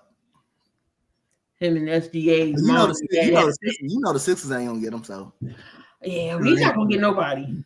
We gonna trade away our third round pick for somebody that's trash. If Morey Smart, just use the pick and get Ace Bailey. Get him. Right, get Ace Bailey. Jesus Christ. Go get him. But the I want to be interested to know if he's gonna actually play from day one though. If he want to go, because if you look at the way the Sixers roster is constructed, you can't move PG, you can't move Joel Embiid. You got McCain coming back. You got Maxey. I mean, I'm just trying to see where the minutes gonna actually come from him. Is they gonna let him put him on the court right then and now, or they gonna put him in the stash in the G League? Because the way I look at it, when the Sixers roster is healthy, you're playing to play in the playoffs. You're playing to make the playoffs when that roster is really healthy. So that can kind of slow down Ace Bailey. They can kind of slow down Ace Bailey a little bit. So it'd be interesting to see what the Sixers would do if they pick him. Harden want nothing to do with Morey. That's a good point, though, because if Embiid and Paul George are fully healthy, yeah, you're not gonna not play them. You're gonna play them, and Ace. I don't think you're gonna have Ace Bailey like as your 6th or 7th man. So that's actually an interesting thought process because maybe Daryl Morey. Because right now, let's be honest. Whatever you think of the Sixers, they're built to win now. I'm not saying they're gonna win now, but Embiid is 30 with a body that's like 40. Paul George is 36 with a body that's like 46. Like you're gonna ride or die with those two dudes because you can't move those contracts. And really, the future of the Sixers is Maxey. The problem is though you're gonna waste the next 2 or 3 years of Maxey's careers because you're gonna have those two big ass anchors tied around his neck for the next few years. And we don't know how Joel's knee gonna be. We still don't know what his knee is like because nobody knows. I don't think nobody argues with Embiid's talent. I argue with his commitment to being in shape. I argue with that thing in his chest. Does he have that? Because I don't know. I don't know. He don't have no dog in him, and he don't have the imp factor in him. And it damn shows when he is healthy in the playoffs that he does not have it. And Joel Embiid, you can easily question. I don't think you can win with Joel Embiid as your best player on the squad. I just really don't think you can win with him as your best player on the squad. I mean, like a center, Jokic, you can win with him. It's already shown that you can win with him as your best player. Joel Embiid, you cannot win with him as your best player on the squad. Anthony Edwards, you can win with him as the best player on the squad on your team. Mr. No Show, you cannot win with him as your best player on the team. It's funny you said that about Towns, Coach, because watching the series against the Pacers, I actually took it another level. Yeah. I don't think you can win if Towns is your second best player. Yeah. I don't think you can. He in the right system, he could be your third best player. But matter of fact, the same way we learned that Porzingis can't be your franchise player. He couldn't be your second best player. But when he got to Boston and he was the third or fourth best player, he blew up. I think that's the same thing with Towns. If Towns is your second best player, you're not going to win. You're not going to win. Yep. And you're not going to win with Joel Embiid as your number one option. You damn sure not going to win. It's already been proven. As long as Boston and New York, I think even New York may be better than the Sixers. Still better than the Sixers. The Pacers, we know they may be better than the Sixers. You got, but like I say, you got Pacers better than the Sixers. I don't know. Would you say Mo Cleveland right now is better than the Sixers? It depends on what they do. What'd you say? Yeah, I think Cleveland's better. Although what we saw in the playoffs says that I don't think Cleveland brings back, like last year they opted for continuity and they brought everybody back, and it was great in the regular season. And then they got to the postseason, and I question whether they keep that core together. I think they're gonna. You're not moving Donovan Mitchell, but I'm not sure that Darius Garland is either. I'll say this: either Darius Garland or Jared Allen's going to get moved. Yep, I think Darius Garland may be the one to end up getting moved. I think you can win with Brunson as your number one. I think you could. I actually really think you could. I think you could. I think you can win with Brunson being your leading scorer. Yep. But I think he needs to have a sidekick beside him. Who can get their own shot and create for others. That's what's missing, because you can't look. I like Josh Hart, but Josh Hart shouldn't be a starting two guard. I'm just being real. But Brunson needs another guy to take the ball out of his hands and take some of that pressure off him. He has to do so much to generate offense for everybody else. They got to go out and get another guy that can handle the ball, that can take some pressure off him. Yeah.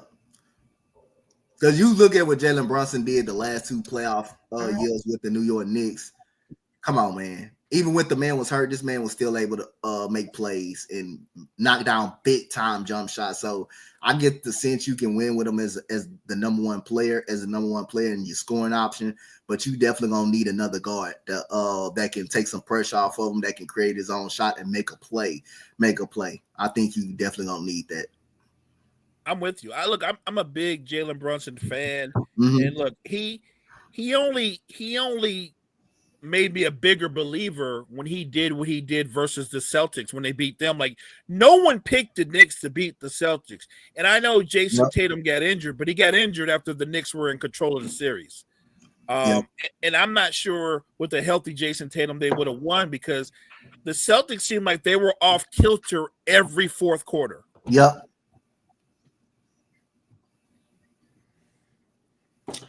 All right, y'all. So it's almost time for us to get out of here. But before we do, again, we got 3 lucky people. We'll get a giveaway. One will get a 72-second hat. Another one will get a T-shirt. And number 1 will get the jersey of their choosing. So let me spin this handy dandy wheel so y'all know I ain't cheating here.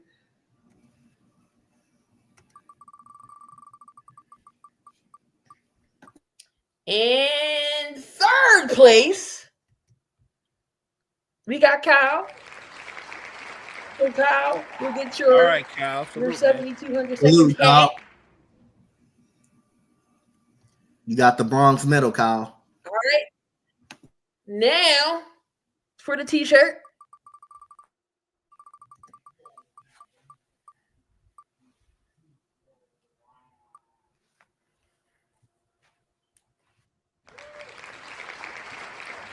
Congrats, Sergeant is the winner of the T-shirt. So now it's between Vic. So now it's between Vic and Teen. Who gets the jersey? Okay, who get the gold medal? This is big.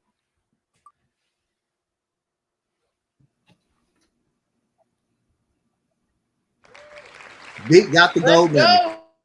Woo! Vic is your winner. Congrats, buddy. Of the jersey giveaway.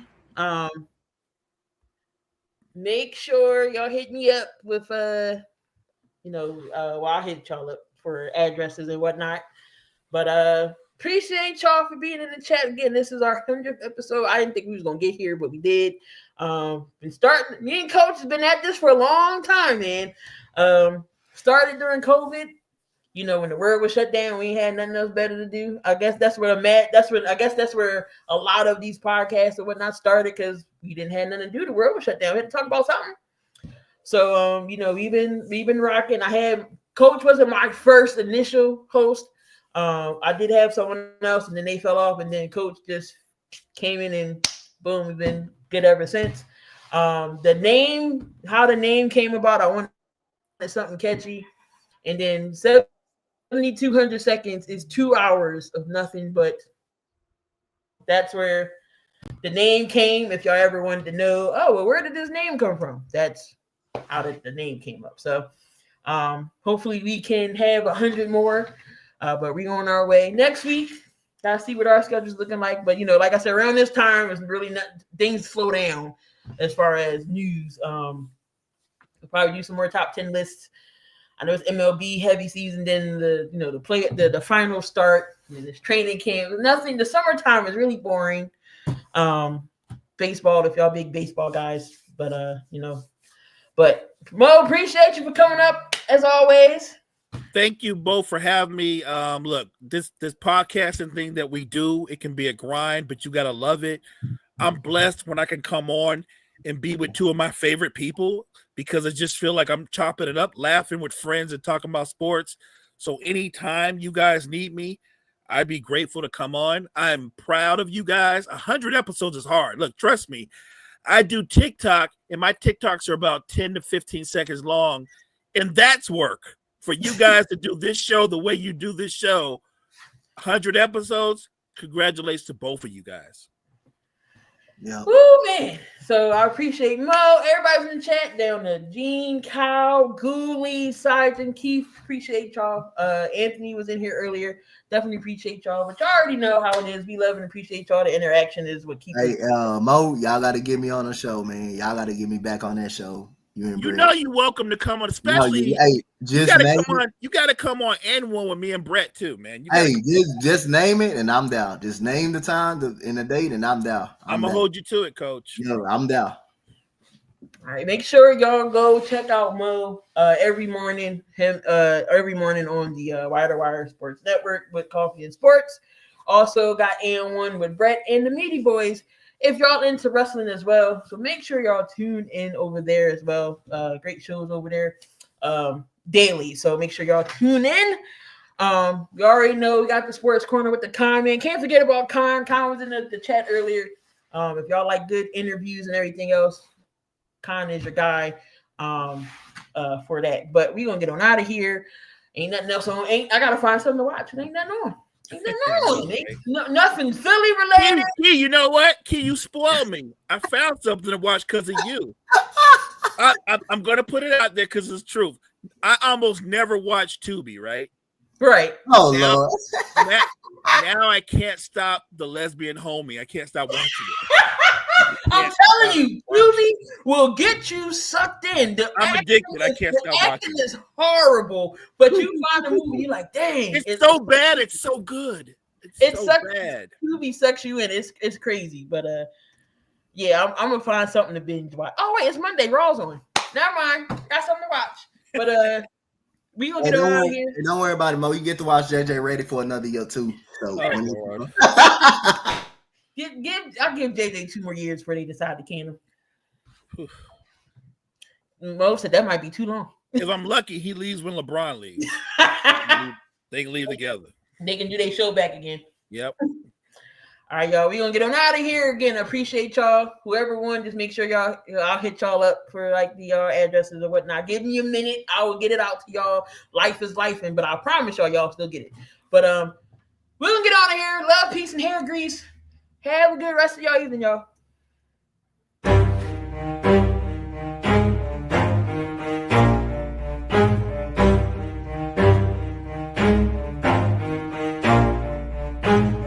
Never stop, forget it if I want it. Gotta make to myself a promise. I won't quit, keep going till I got it. I won't give up till I'm on top. Yo, no, I ain't the type to give up. If I do something, man, I do it till I get what I want. I turn a business